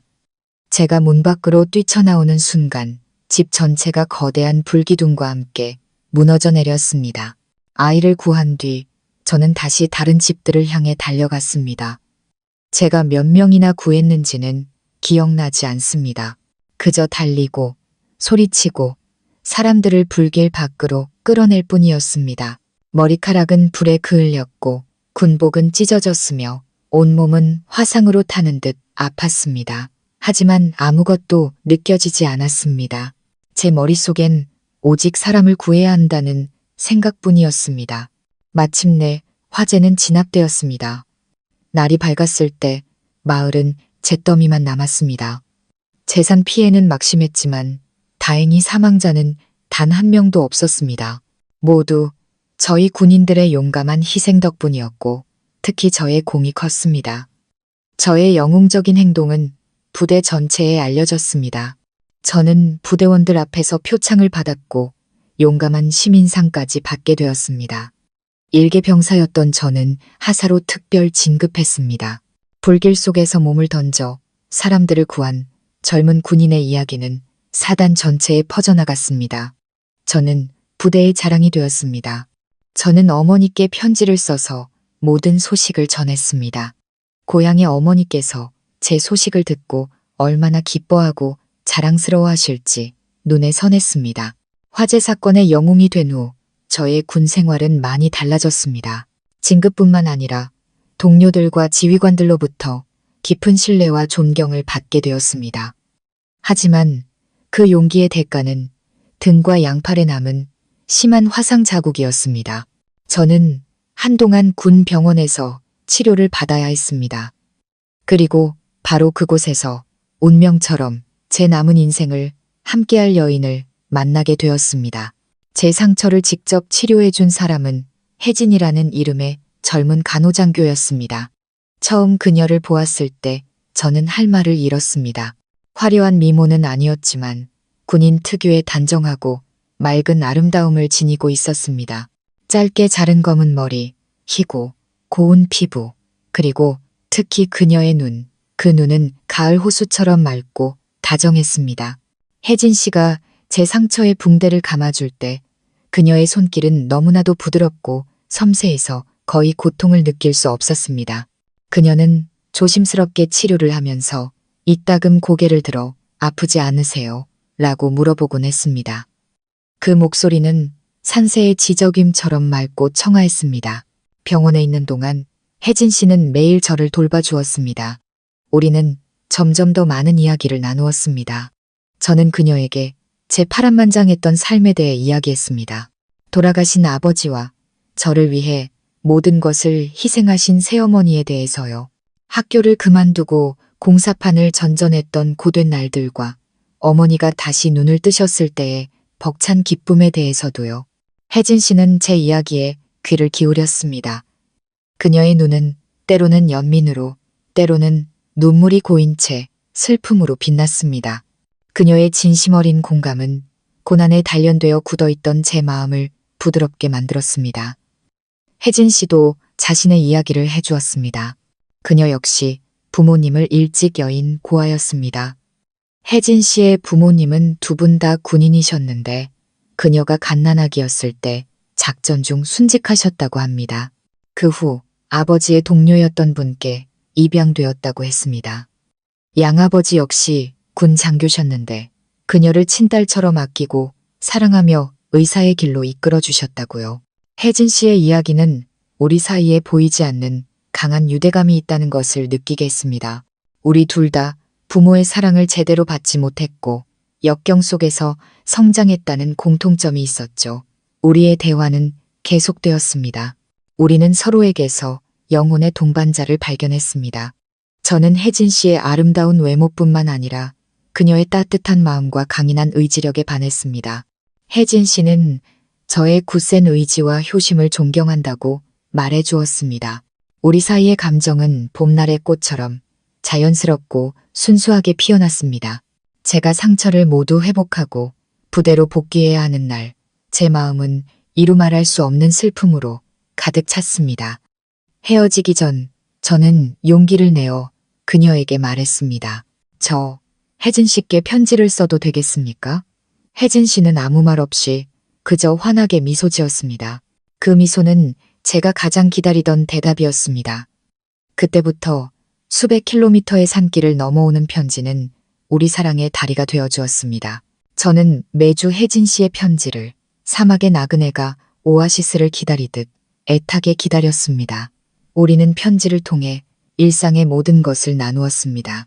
저의 고된 훈련 이야기부터 혜진 씨의 피곤한 야간 당직 이야기까지 기쁨과 슬픔, 미래에 대한 꿈과 계획을 공유했습니다. 우리의 사랑은 그 얇은 편지지를 통해 더욱 단단하고 깊어졌습니다. 1년 넘게 편지를 주고받은 후 저는 부대에서 열흘간의 휴가를 받았습니다. 제가 가장 먼저 한 일은 집으로 가는 것이 아니라 혜진 씨가 있는 부대로 달려간 것이었습니다. 오랜 시간 떨어져 있다. 다시 만난 우리는 벅찬 감정을 숨길 수 없었습니다. 혜진 씨는 조금 수척해 보였지만 그녀의 눈은 여전히 그날처럼 맑고 다정했습니다. 그녀 앞에 서니 저는 더 이상 연병장을 호령하는 하사가 아니라 그저 수줍고 어쩔 줄 모르는 한 청년일 뿐이었습니다. 그날 밤 둥근 달빛 아래서 저는 그녀에게 청혼했습니다. 꽃도 반지도 없었습니다. 오직 한 군인의 진실한 마음뿐이었습니다. 혜진 씨, 저와 결혼해 주십시오. 군인인 저와의 삶은 앞으로도 고되고 힘들 수 있습니다. 부유한 삶을 약속할 수는 없지만 제 평생을 바쳐 당신을 사랑하고 지켜주겠다고 약속합니다. 혜진 씨는 울었습니다. 그리고 행복의 눈물 속에서 고개를 끄덕였습니다. 우리는 앞으로 닥쳐올 어떤 시련에도 굴하지 않고 평생을 함께하기로 약속했습니다. 혜진 씨에게 청혼을 승낙받은 기쁨이 채가시기도 전에 제게는 새로운 임무가 주어졌습니다. 저희 부대에서 북쪽의 더 험준한 산악지대에 새로운 부대를 창설하는 임무를 맡게 된 것입니다. 그동안의 공로를 인정받아 저는 그 임무를 이끌 팀장으로 임명되었습니다. 이것은 큰 영광인 동시에 엄청난 도전이었습니다. 이번 임무는 기약이 없었습니다. 이 소식은 막 피어나기 시작한 우리 사랑에 찬물을 끼얹는 것과 같았습니다. 저는 며칠 안에 떠나야 했습니다. 또다시 이별이 우리를 기다리고 있었습니다. 저는 혜진 씨를 보며 미안한 마음뿐이었습니다. 그녀에게 아무것도 해주지 못했는데 또다시 기다림과 희생을 강요해야 했습니다. 하지만 혜진 씨는 단 한마디의 원망도 하지 않았습니다. 그녀는 제 손을 꼭 잡고 단호한 눈빛으로 말했습니다. 당신이 어디를 가든 전 기다릴 거예요. 국가의 임무가 최우선이잖아요. 전 당신이 자랑스러워요. 다만 우리 결혼하기로 약속했잖아요. 당신이 마음에 걸리는 것 없이 떠났으면 좋겠어요. 저는 혜진 씨의 뜻을 이해했습니다. 우리는 제가 떠나기 전 아주 간소하게 결혼식을 올리기로 했습니다. 그것은 정말 특별한 결혼식이었습니다. 화려한 예식장도 풍성한 음식도 없었습니다. 우리의 결혼식은 혜진 씨 부대 강당에서 열렸습니다. 하객은 그녀의 동료 몇 명과 저의 지휘관뿐이었습니다. 혜진 씨의 양아버지께서도 먼 곳에 임무 수행 중이셔서 참석하지 못하셨습니다. 우리는 군복을 입은 채 간소하게 차려진 상 앞에서 평생을 함께할 것을 맹세했습니다. 우리의 신혼 첫날 밤은 혜진 씨 부대 숙소에서 함께 보낸 짧은 몇 시간이 전부였습니다. 날이 밝기 전 저는 또다시 떠나야 했습니다. 이번 이별은 그 어느 때보다 가슴 아팠습니다. 우리는 부부가 되었지만 결혼식 바로 다음 날 헤어져야 했습니다. 저는 혜진 씨를 품에 안고 그녀의 얼굴 하나하나를 그녀의 온기를 가슴에 새기려 했었습니다. 몸 조심하고 가끔 엄마한테 내 대신 편지 좀 써줘. 꼭 돌아올게. 저는 목이 메어 말했습니다. 혜진 씨는 울지 않았습니다. 저를 안심시키려는 듯 애써 미소 지으며 고개를 끄덕였습니다. 하지만 저는 그녀의 마음속에 거친 폭풍우가 몰아치고 있다는 것을 알 수 있었습니다. 그 후의 시간은 제 인생에서 가장 힘든 시련의 연속이었습니다. 제가 파견된 곳은 전기와 물은 물론 식량조차 부족한 오지 중에 오지였습니다. 저와 대원들은 직접 땅을 개간하고 집을 짓고 농사를 지어야 했습니다. 일은 고되고 질병과 맹수의 위협이 항상 도사리고 있었습니다.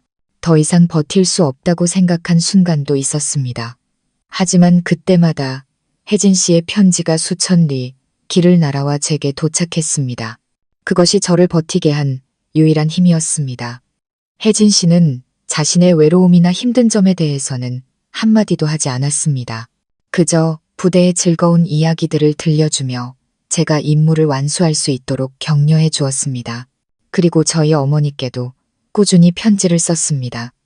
우리가 결혼했다는 소식, 제가 건강하다는 안부, 그리고 제 대신 어머니를 걱정하는 말을 전했습니다. 심지어 자신의 얼마 안 되는 월급을 쪼개 어머니께 용돈으로 보내드리기도 했습니다. 그녀의 편지를 읽고 자상한 며느리에 대해 말씀하시는 어머니의 편지를 받아볼 때면 제 가슴은 무한한 감사와 사랑으로 벅차올랐습니다. 저는 반드시 살아 돌아가 제가 가장 사랑하는 두 여인과 함께하겠다고 다짐했습니다. 그렇게 5년이라는 긴 세월이 흘렀습니다. 우리는 오직 편지를 통해서만 만날 수 있었습니다. 우리의 사랑은 희미해지기는커녕 시간과 공간의 시련 속에서 더욱 강렬하고 단단해졌습니다. 혜진 씨의 희생과 변함없는 사랑은 제 군 생활의 가장 어두운 시절을 밝혀준 등대였습니다. 5년간의 헌신적인 임무 수행과 부대 발전에 기여한 공로를 인정받아 저는 대대장으로 진급했습니다. 그리고 진급보다 더 기뻤던 소식은 바로 혜진 씨가 기다리고 있는 원래 부대로 복귀하라는 명령이었습니다. 발령 통지서를 받아든 순간 저는 눈물을 참을 수 없었습니다. 5년. 한 사람의 인생에서는 길지 않은 시간일 수 있지만 우리에게는 청춘 전체를 건 기다림과 희망의 시간이었습니다. 마침내 재회의 날이 왔습니다. 저는 혜진 씨에게 돌아가는 날짜를 알리지 않았습니다. 깜짝 놀라게 해주고 싶었기 때문입니다. 군용차가 병원 정문 앞에 멈춰 섰습니다. 저는 새로운 군복을 입고 어깨에는 지휘관의 계급장을 단 채 차에서 내렸습니다. 심장이 세차게 뛰었습니다. 저는 우리가 처음 만났던 그 익숙한 때를 지나갔습니다. 여전히 코를 찌르는 소독약 냄새, 바쁘게 오가는 의사와 간호사들의 흰 가운. 수소문 끝에 혜진 씨가 사무실에 있다는 것을 알게 되었습니다. 저는 조심스럽게 문을 열고 들어갔습니다.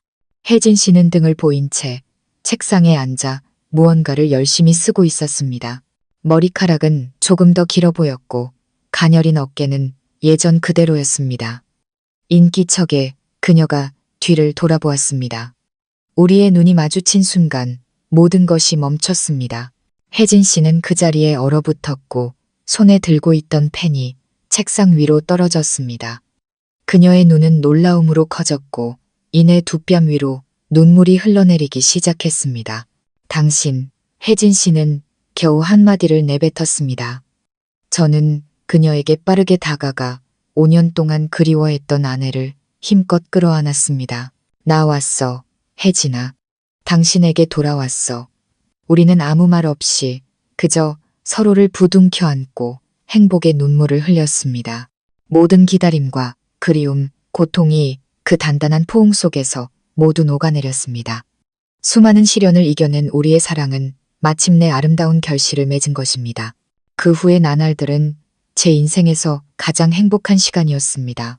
우리는 비로소 진짜 부부의 삶을 살게 되었습니다. 부대에서 장교 숙소를 배정받아 우리는 함께 우리의 작은 보금자리를 꾸몄습니다. 매일 아침 제가 출근하고 저녁에 돌아오면 혜진 씨는 따뜻한 저녁밥을 차려놓고 저를 기다렸습니다. 우리는 함께 이야기를 나누고 산책을 했습니다. 그 소박한 행복이 우리에게는 너무나도 소중했습니다. 혜진 씨와 함께 살면서 저는 그녀를 더욱 사랑하고 존경하게 되었습니다. 하지만 제 마음 한구석에는 늘 무언가 걸리는 것이 있었습니다. 저는 혜진 씨에게 제대로 된 결혼식을 올려주지 못한 것, 양가 부모님께 정식으로 인사드리지 못한 것이 늘 미안했습니다. 그리고 무엇보다 어머니께 죄송했습니다. 홀로 고향을 지키신 어머니는 아직 며느리의 얼굴을 한 번도 보지 못하셨습니다. 그저 편지와 제 이야기를 통해서만 혜진 씨를 알고 계셨죠. 저는 두 사람 모두에게 빚을 갚아야겠다고 결심했습니다. 어느 날 저녁 저는 혜진 씨에게 말했습니다. 여보, 우리 고향에 갑시다. 가서 제대로 된 결혼식을 올리는 거야. 온 동네 사람들이 당신이 내 아내라는 걸 알게 해주고 싶어. 그리고 엄마가 며느리 얼굴도 보고 온전한 기쁨을 누리시게 해드리고 싶어. 혜진 씨는 눈물을 글썽이며 저를 바라보았습니다. 그녀는 고개를 끄덕이며 제 어깨에 기댔습니다. 나도 어머님께 정식으로 인사드리고 싶었어요. 제 손으로 어머님을 모시고 싶어요. 그리하여 장기 휴가를 신청한 후 저와 혜진 씨는 고향으로 가는 기차에 몸을 실었습니다. 제 마음은 설렘으로 가득 찼습니다. 곧 어머니를 다시 뵙고 현명하고 아름다운 제 아내를 소개해드릴 수 있게 된 것입니다. 저는 어머니가 동네 사람들 앞에서 어깨를 으쓱하실 수 있도록 성대한 결혼식을 열어드리고 싶었습니다. 하지만 저는 전혀 알지 못했습니다. 그 결혼식에서 엄청난 비밀이 수십 년간 묻혀있던 거대한 비밀이 밝혀지리라는 것을요. 우리를 태운 기차는 맑은 가을 아침을 가르며 달렸습니다. 혜진 씨 곁에 앉아 창밖으로 스쳐 지나가는 익숙한 고향 풍경을 바라보니 가슴 벅찬 감정이 밀려왔습니다. 몇 년 만의 귀향인가. 떠날 때는 어리숙한 훈련병이었는데 돌아오는 지금은 대대장이 되어 어깨에는 계급장을 달고 옆에는 현명한 아내와 함께였습니다. 기차역에서 내려 마을로 가는 버스를 탔습니다. 예전의 흙길은 아스팔트로 포장되었지만 길가에 대나무 숲과 강둑, 굽이치는 강물은 기억 속 그대로였습니다. 마을 어귀에 도착하자마자 동네 어른들이 저를 알아보고 반갑게 맞아주셨습니다. 모두들 저의 성공적인 귀향을 축하해 주었고 혜진 씨의 아름다움과 현숙함에 칭찬을 아끼지 않으셨습니다. 혜진 씨는 조금 수줍어했지만 다정한 미소와 예의 바른 태도로 금세 사람들의 마음을 사로잡았습니다. 저 멀리 대문 앞에서 저를 기다리고 계신 어머니의 모습이 보였습니다. 어머니는 그새 머리에 흰서리가 내렸지만 여전히 정정하고 눈빛은 총명하셨습니다. 저를 보자 어머니는 벅찬 감정을 숨기지 못하고 달려나와 저를 와락 껴안으셨습니다. 내 아들 민준아, 정말 네가 왔구나. 저도 어머니를 힘껏 끌어안았습니다. 익숙한 어머니의 향기에 코끝이 찡해졌습니다. 어머니, 저 왔어요. 이제 어머니 곁으로 왔어요. 어머니와 혜진 씨가 마주하는 순간은 제 평생 잊지 못할 장면이었습니다. 혜진 씨는 공손히 고개를 숙여 인사하며 고운 목소리로 말했습니다. 어머님, 처음 뵙겠습니다. 민준 씨 아내 혜진입니다. 어머니는 혜진 씨의 손을 잡고 머리부터 발끝까지 며느리를 훑어보셨습니다. 어머니의 눈에 눈물이 고였습니다. 아이고, 네가 우리 며느리로구나. 이렇게 예쁘고 복스럽게 생겼을 줄이야. 아들 녀석한테 이야기만 듣고 내 편지만 받아보다가 이제야 보는구나. 그동안 이 녀석 돌봐주느라 고생 많았다. 정말 고맙다, 아가. 혜진 씨의 눈에도 눈물이 맺혔습니다. 아닙니다, 어머님. 제가 해야 할 일인걸요. 제 인생에서 가장 소중한 두 여인이 서로를 꼭 껴안았습니다. 저는 그 순간 비로소 제게 온전한 가족이 생겼다는 것을 느꼈습니다. 우리의 결혼식은 빠르게 하지만 정성껏 준비되었습니다. 온 동네 사람들이 자기 일처럼 나서서 도와주셨습니다. 마당에는 천막이 쳐지고 오색등과 꽃으로 화려하게 장식되었습니다. 웃음소리와 축하의 말이 온 동네에 울려 퍼졌습니다. 어머니는 세상에서 가장 행복해 보이셨습니다. 고운 한복을 차려입고 입가에 미소를 머금은 채 하객들을 맞이하며 아들과 며느리를 자랑하셨습니다. 만족스러운 어머니의 미소를 보니 제 모든 희생과 고생이 같이 있었다는 생각이 들었습니다. 결혼식 날 저와 혜진 씨는 신랑 신부 예복을 입고 하객들을 맞이하고 있었습니다. 그때 마을 어귀에서 군용 지프차 한 대가 천천히 들어왔습니다. 당시 저희 시골 마을에서는 보기 드문 고급 차였기에 모두의 시선이 쏠렸습니다. 차 문이 열리고 별이 빛나는 견장을 단 위험 있는 모습에 중년 장교 한 분이 내렸습니다. 그는 키가 크고 강인한 인상이었지만 눈빛에는 깊은 슬픔이 어려 있었습니다. 그의 뒤를 따라 부관으로 보이는 병사가 내렸습니다. 혜진 씨가 기쁨에 차 소리쳤습니다. 아버지, 그리고는 제 손을 끌고 달려갔습니다.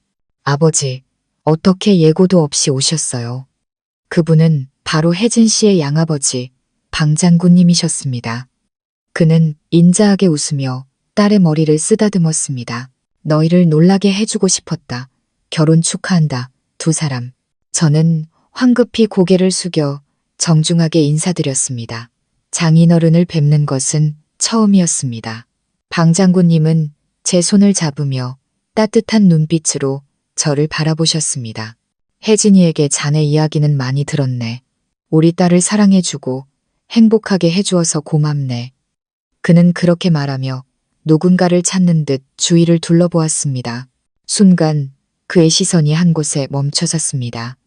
그곳에는 바로 집안에서 손님을 맞이하시던 저희 어머니가 서 계셨습니다. 어머니도 마침 밖으로 나오시다가 방 장군님을 보셨습니다. 그 순간 어머니의 얼굴에서 미소가 사라졌습니다. 손에 들고 있던 찻잔이 바닥으로 떨어져 산산조각 났습니다. 어머니의 얼굴은 순식간에 핏기 하나 없이 새하얗게 질렸습니다. 어머니의 눈은 놀라움과 공포, 그리고 말로 표현할 수 없는 깊은 고통으로 가득 차 커졌습니다. 방 장군님 역시 충격에 휩싸여 그 자리에 돌처럼 굳어버렸습니다. 그는 제가 단 한 번도 들어본 적 없는 이름을 떨리는 목소리로 불렀습니다. 미경. 당신 미경이 맞소? 결혼식장의 소란스럽던 분위기는 순간 정지되었고 모든 사람의 시선이 두 사람에게로 쏠렸습니다. 숨막히는 침묵이 흘렀습니다. 저와 혜진 씨는 무슨 일이 일어나고 있는지 전혀 이해하지 못한 채 그저 멍하니 서 있었습니다.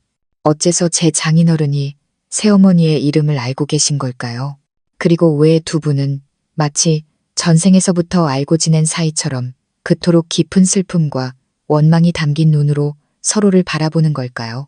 결혼식장의 분위기는 얼어붙었고 흥겨운 음악 소리는 더 이상 들리지 않았습니다. 모두가 숨을 죽인 채 저희 어머니와 그 위험 있는 장교를 번갈아 쳐다보았습니다. 어머니는 여전히 그 자리에 못 박힌 듯 서 계셨습니다. 얼굴은 새하얗게 질렸고 입술만 달싹일 뿐 아무 말도 하지 못하셨습니다. 반면 언제나 지휘관의 위엄을 잃지 않던 방 장군님은 완전히 평정심을 잃은 모습이었습니다.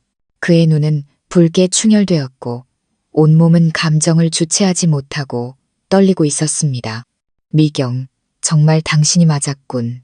내가 당신을 얼마나 찾아다녔는지 아시오?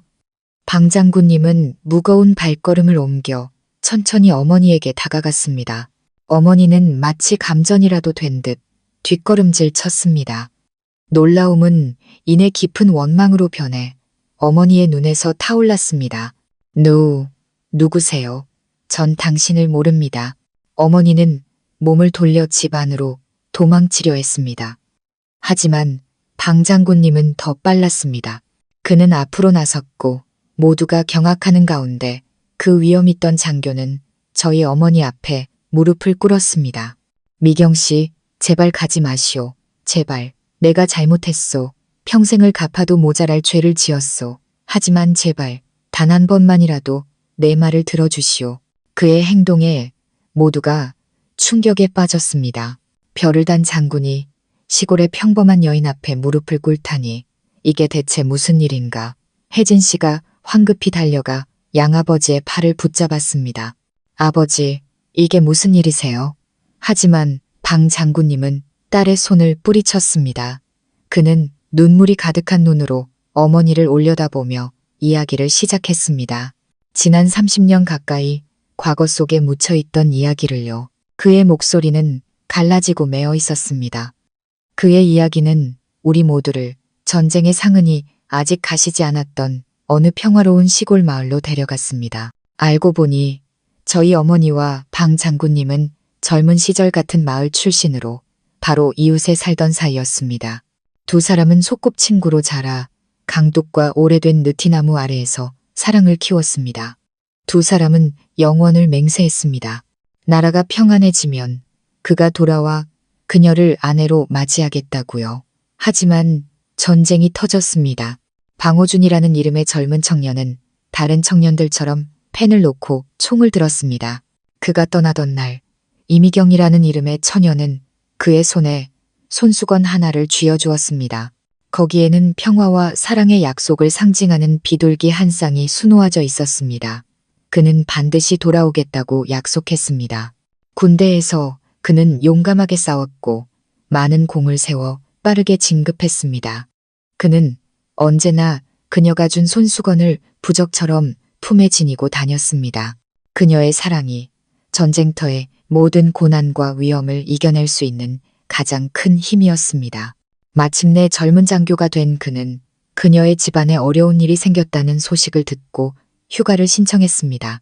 고향에 돌아가 일을 해결하고 그녀와 결혼식을 올릴 계획이었습니다. 하지만 고향으로 가기 위해 부대로 복귀하던 중 비극이 일어났습니다. 그가 속한 부대가 적의 매복에 걸려든 것입니다. 방 장군님의 목소리가 떨렸습니다. 끔찍한 기억이 되살아난 듯 했습니다.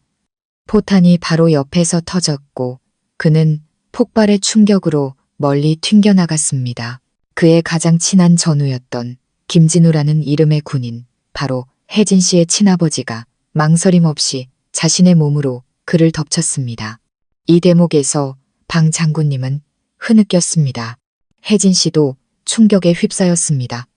자신의 친아버지가 어떻게 돌아가셨는지 이렇게 자세히 듣는 것은 처음이었습니다. 방 장군님은 이야기를 이어갔습니다. 진우는 너무 심한 부상을 입었습니다. 그는 죽기 전 그의 손을 꼭 잡고 마지막 부탁을 남겼습니다.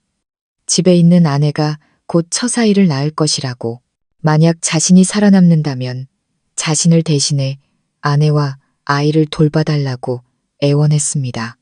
그는 약속했습니다. 죽어가는 전우 앞에서 맹세했습니다. 그 맹세는 젊은 장교의 어깨를 짓누르는 천근만근의 짐이 되었습니다. 그는 미경과 결혼하면 진우의 아내와 아이를 온전히 책임질 수 없으리라 생각했습니다. 당시 미경의 집안 사정도 어려웠기에 그녀에게까지 그 무거운 짐을 지게 할 수는 없었습니다. 며칠 밤낮을 고뇌한 끝에 그는 가장 잔인한 결정을 내렸습니다. 내가 당신에게 편지를 썼소. 방 장군님은 고통스러운 얼굴로 어머니를 바라보았습니다. 군대에서 다른 여자가 생겼다고 거짓말을 했소. 당신이 나를 원망하고 나를 잊고 새로운 행복을 찾기를 바라는 마음에 모진 말들을 썼소. 잔인하고 이기적인 짓이라는 걸 알았지만 그때는 다른 방법이 없었소. 사실을 말하면 당신 성격에 결코 나 혼자 그 짐을 지게 놔두지 않을 거라는 걸 알았기 때문이오. 당신이 나 때문에 고생하는 것보다 차라리 평생 나를 원망하며 사는 게 낫다고 생각했소. 이야기는 거기서 멈췄습니다. 결혼식장은 깊은 침묵에 잠겼습니다. 수십 년간 감춰졌던 비밀이 마침내 드러난 것입니다. 전우애를 위한 숭고한 희생, 죽은 자와의 약속을 지키기 위한 고통스러운 결정. 하지만 바로 그 결정이 서로 사랑했던 두 사람을 운명의 갈림길로 내몰았고 수십 년간의 고통과 오해를 낳았던 것입니다. 방 장군님의 이야기를 모두 들은 어머니는 더 이상 서 있을 수 없었습니다. 온몸에 힘이 빠진 듯 겨우 식탁을 붙잡고 몸을 가누셨습니다. 그랬던 것이구나. 평생을 사랑하고 또 원망했던 그 남자가 자신을 배신한 것이 아니었구나. 그는 자신의 사랑을 더 숭고한 가치를 위해 희생해야만 했던 것이구나. 30년 만에 알게 된 진실은 오래된 상처를 어루만지는 동시에 더 깊은 상처를 헤집는 칼날 같았습니다. 잃어버린 세월에 대한, 돌이킬 수 없는 오해에 대한 아픔이었습니다. 과거의 고통스러운 기억이 어머니의 머릿속에 되살아났습니다. 그 운명의 편지를 받았던 날, 그 잔인한 글자 하나하나가 바늘이 되어 꽃다운 처녀의 심장을 찔렀던 기억. 다른 사람이 생겼으니 나를 잊고 기다리지 마시오. 하늘이 무너지는 것 같았습니다. 그녀는 울고 또 울었습니다. 사실이 아닐 거라 믿으며 답장을 보냈지만 답은 오지 않았습니다. 넋이 나간 사람처럼 매일 마을 어귀를 서성이며 그저 헛된 희망을 품었습니다. 그러다 얼마 후 그가 전사했다는 소식을 들었습니다. 같은 부대에 있던 고향 사람이 전해준 소식이었습니다. 어쩌면 전쟁의 혼란 속에서 생긴 착오였을 수도, 혹은 그녀의 마지막 희망마저 끊어내려는 그의 마지막 배려였을 수도 있었습니다. 그 두 번째 충격은 그녀를 완전히 무너뜨렸습니다. 세상은 온통 칠흑 같은 어둠으로 변했습니다. 그녀는 울고 또 울었습니다. 눈이 퉁퉁 붓고 시력이 점점 흐려지다 마침내 완전히 어둠 속에 갇혔습니다. 너무나 큰 슬픔이 마음의 병이 되어 그녀의 눈에서 빛을 앗아간 것입니다. 그 후는 어둠과 고통의 나날이었습니다. 집안에 우환이 닥쳤고 그녀는 정처 없이 떠돌았습니다. 그러다 운명처럼 저희 아버지를 만난 것입니다. 그녀는 첫사랑의 아픈 기억을 가슴 깊이 묻고 영원히 아물지 않을 상처로 간직하며 살아왔습니다. 한편 방 장군님 역시 죄책감 속에서 살아가고 있었습니다. 그녀에게 절연의 편지를 보낸 후 그는 전사한 전우의 아내를 찾아갔습니다. 그리고 약속대로 그녀와 갓 태어난 딸을 돌보았습니다. 하지만 전우의 아내는 남편을 잃은 슬픔과 약해진 몸 때문에 혜진 씨를 낳고 얼마 지나지 않아 세상을 떠났습니다. 그는 홀로 갓난아기를 키우며 혜진 씨를 양딸로 삼아 친아버지의 모든 사랑을 쏟아부었습니다. 그는 딸에게 혜진이라는 이름을 지어주었습니다. 친어머니가 지어주고 싶어 했던 이름이었죠.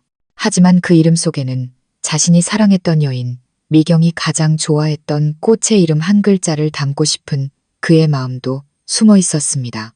그는 수십 년간 단 하루도 미경을 잊은 날이 없었습니다.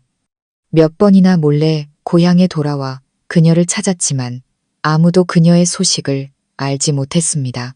큰 전쟁통에 그녀의 가족이 어디론가 떠나버렸다는 말뿐이었습니다.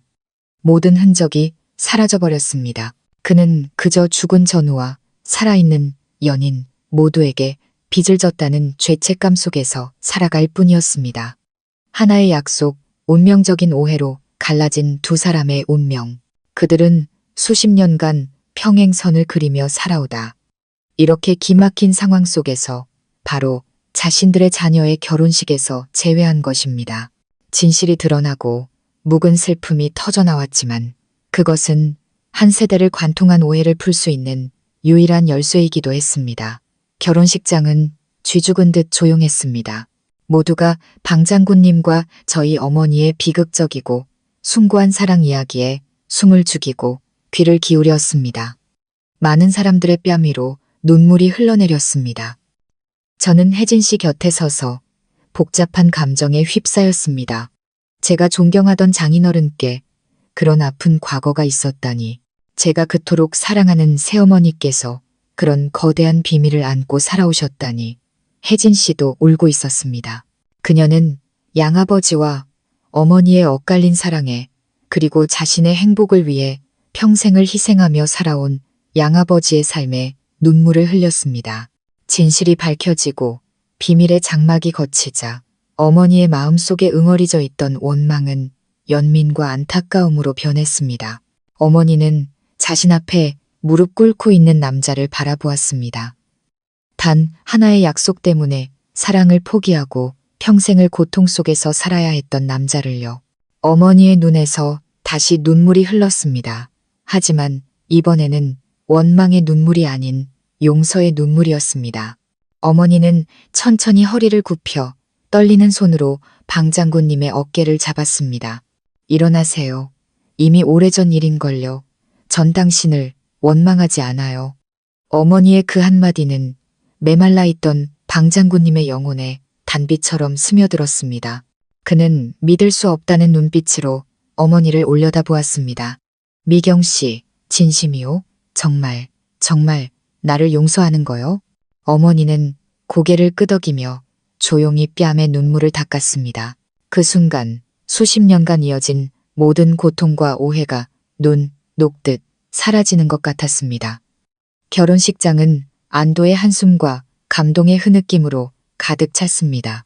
그 벅찬 분위기 속에서 잠시 평정을 되찾은 방 장군님은 누구도 예상치 못한 행동을 했습니다. 그는 저와 혜진 씨를 그리고 다시 어머니를 결연한 눈빛으로 바라보았습니다. 그리고는 위험 있는 지휘관의 목소리로, 하지만 그 안에 깊은 애정을 담아 또렷하게 말했습니다. 오늘은 내 딸 혜진이와 아들 민준이의 결혼식일세. 두 사람의 행복한 앞날을 진심으로 축복하네. 하지만 오늘 나는 이 기쁜 날을 빌어 과거의 실수를 바로잡고 30년 가까이 지키지 못했던 약속을 마저 지키려 하네. 그러고는 어머니를 향해 몸을 돌렸습니다. 무릎을 꿇는 대신 군복을 입은 채 늠름하게 서서 어머니의 눈을 똑바로 바라보며 진심을 담아 말했습니다. 미경 씨, 30년 전 나는 당신과의 약속을 지키지 못했소. 그리고 지난 30년간 단 하루도 마음 편히 잠든 날이 없었소. 오늘 여기 모인 모든 하객들과 우리 아이들 앞에서 당신에게 다시 한번 묻고 싶소. 그는 깊은 숨을 들이마신 후 한 글자 한 글자 힘주어 말했습니다. 이미경 씨, 나와 결혼해 주시겠소. 그 갑작스러운 청혼은 결혼식장을 또 한 번 충격에 빠뜨렸습니다. 30년 만의 청혼. 수많은 풍파를 겪은 뒤에야 다시 이어진 약속. 어머니는 당황과 수줍음이 뒤섞인 표정으로 소녀처럼 뺨을 붉혔습니다. 모든 사람의 시선이, 저와 혜진 씨의 간절한 시선이 어머니에게로 향했습니다. 우리 세대의 행복은 이루어졌습니다. 과연 부모님 세대의 행복도 그 모든 상실 끝에 다시 찾아올 수 있을까요? 그 갑작스럽지만 진심 어린 청혼 앞에서 어머니는 잠시 말을 잃었습니다. 폭풍 우 같았던 어머니의 인생이 마치 한 편의 영화처럼 머릿속을 스쳐 지나가는 듯 했습니다. 고통과 원망, 외로움의 밤들이 있었습니다. 하지만 그 모든 것 위에는 맑고 뜨거웠던 첫사랑의 기억이 있었습니다. 눈앞의 남자는 비록 세월의 흔적이 얼굴에 가득했지만 자신을 바라보는 눈빛만은 30년 전 그날과 똑같았습니다. 잠시의 침묵 끝에 어머니는 고개를 들어 방 장군님을 그리고 저와 혜진 씨를 바라보았습니다. 그리고는 인자하고 만족스러운 미소를 지으셨습니다. 그 미소에는 말이 없었지만 그 자리에 있던 모두가 그것이 승낙의 의미라는 것을 알 수 있었습니다. 방 장군님은 터질 듯한 행복감에 어머니의 주름진 손을 꼭 잡았습니다. 황혼의 나이에 다시 만난 두 사람은 마치 풋풋한 첫사랑을 시작하는 연인처럼 수줍어했습니다. 결혼식장은 올해와 같은 박수와 환호성으로 가득 찼습니다. 저와 혜진 씨의 결혼식은 순식간에 두 배의 기쁨, 두 세대의 화합을 축하하는 자리가 되었습니다. 그날 이후 방 장군님과 어머니는 정식으로 혼인신고를 하셨습니다. 두 분은 따로 결혼식을 올리지 않았습니다. 자녀의 결혼식 날 이루어진 재회가 그 어떤 예식보다 의미 있고 완전한 결혼식이라고 생각하셨기 때문입니다. 전쟁과 오해로 갈라졌던 사랑은 마침내 30년 만에 행복한 결말을 맺었습니다. 우리의 삶은 그때부터 새로운 장을 열었습니다. 휴가가 끝난 후 저와 혜진 씨는 부대로 복귀했습니다. 하지만 이번에는 우리 둘만이 아니었습니다. 어머니와 아버지가 함께였습니다. 아버지는 조기 퇴역을 신청하시고 남은 여생을 어머니를 돌보는데 쓰기로 하셨습니다. 두 분은 고향에 남는 대신 저희와 함께 군인 아파트에서 살기로 결정하셨습니다. 저희 부부의 작은 집은 그 어느 때보다 따뜻하고 웃음소리가 넘쳐났습니다. 매일 아침 저와 아버지는 함께 운동을 하고 신문을 보며 세상 돌아가는 이야기를 나누었습니다. 아버지는 제게 장인이자 인생과 군 생활의 귀중한 경험을 전수해 주시는 스승이셨습니다. 어머니와 혜진 씨는 친모녀처럼 서로를 아꼈습니다. 함께 장을 보고 음식을 만들고 집 앞 작은 텃밭을 가꾸셨습니다. 어머니는 혜진 씨에게 맛깔스러운 고향 음식을 가르쳐 주셨고 의사인 혜진 씨는 어머니의 건강을 살뜰히 챙겼습니다. 내 식구가 저녁상에 둘러앉아 오순도순 이야기꽃을 피우는 모습을 볼 때면 제 마음은 평범하지만 거대한 행복으로 가득 찼습니다. 가난 속에서 태어나 어린 나이에 부모를 잃고 수많은 풍파를 겪었던 제 인생. 하지만 그 고난이 있었기에 저는 강인한 사람으로 성장할 수 있었습니다. 그리고 무엇보다 제 곁에는 언제나 위대한 사랑이 있었습니다. 몸이 불편하셨지만 누구보다 강했던 아버지의 사랑, 일찍 세상을 떠나신 어머니의 사랑, 그리고 저를 위해 모든 것을 희생하신 새어머니의 끝없는 사랑, 또한 변치 않는 믿음으로 저를 기다려준 아내의 사랑. 저희 가족의 이야기는 운명이 아무리 가혹하고 인생이 우리를 아무리 힘든 상황으로 내몰지라도 진실한 사랑과 용서, 그리고 숭고한 희생은 모든 것을 이겨낼 수 있는 등불이 되어준다는 것을 증명합니다. 그리고 마침내 비온 뒤에 땅이 굳고 무지개가 뜨듯이 행복은 그것을 누릴 자격이 있는 사람들에게 반드시 찾아온다는 것을 말입니다.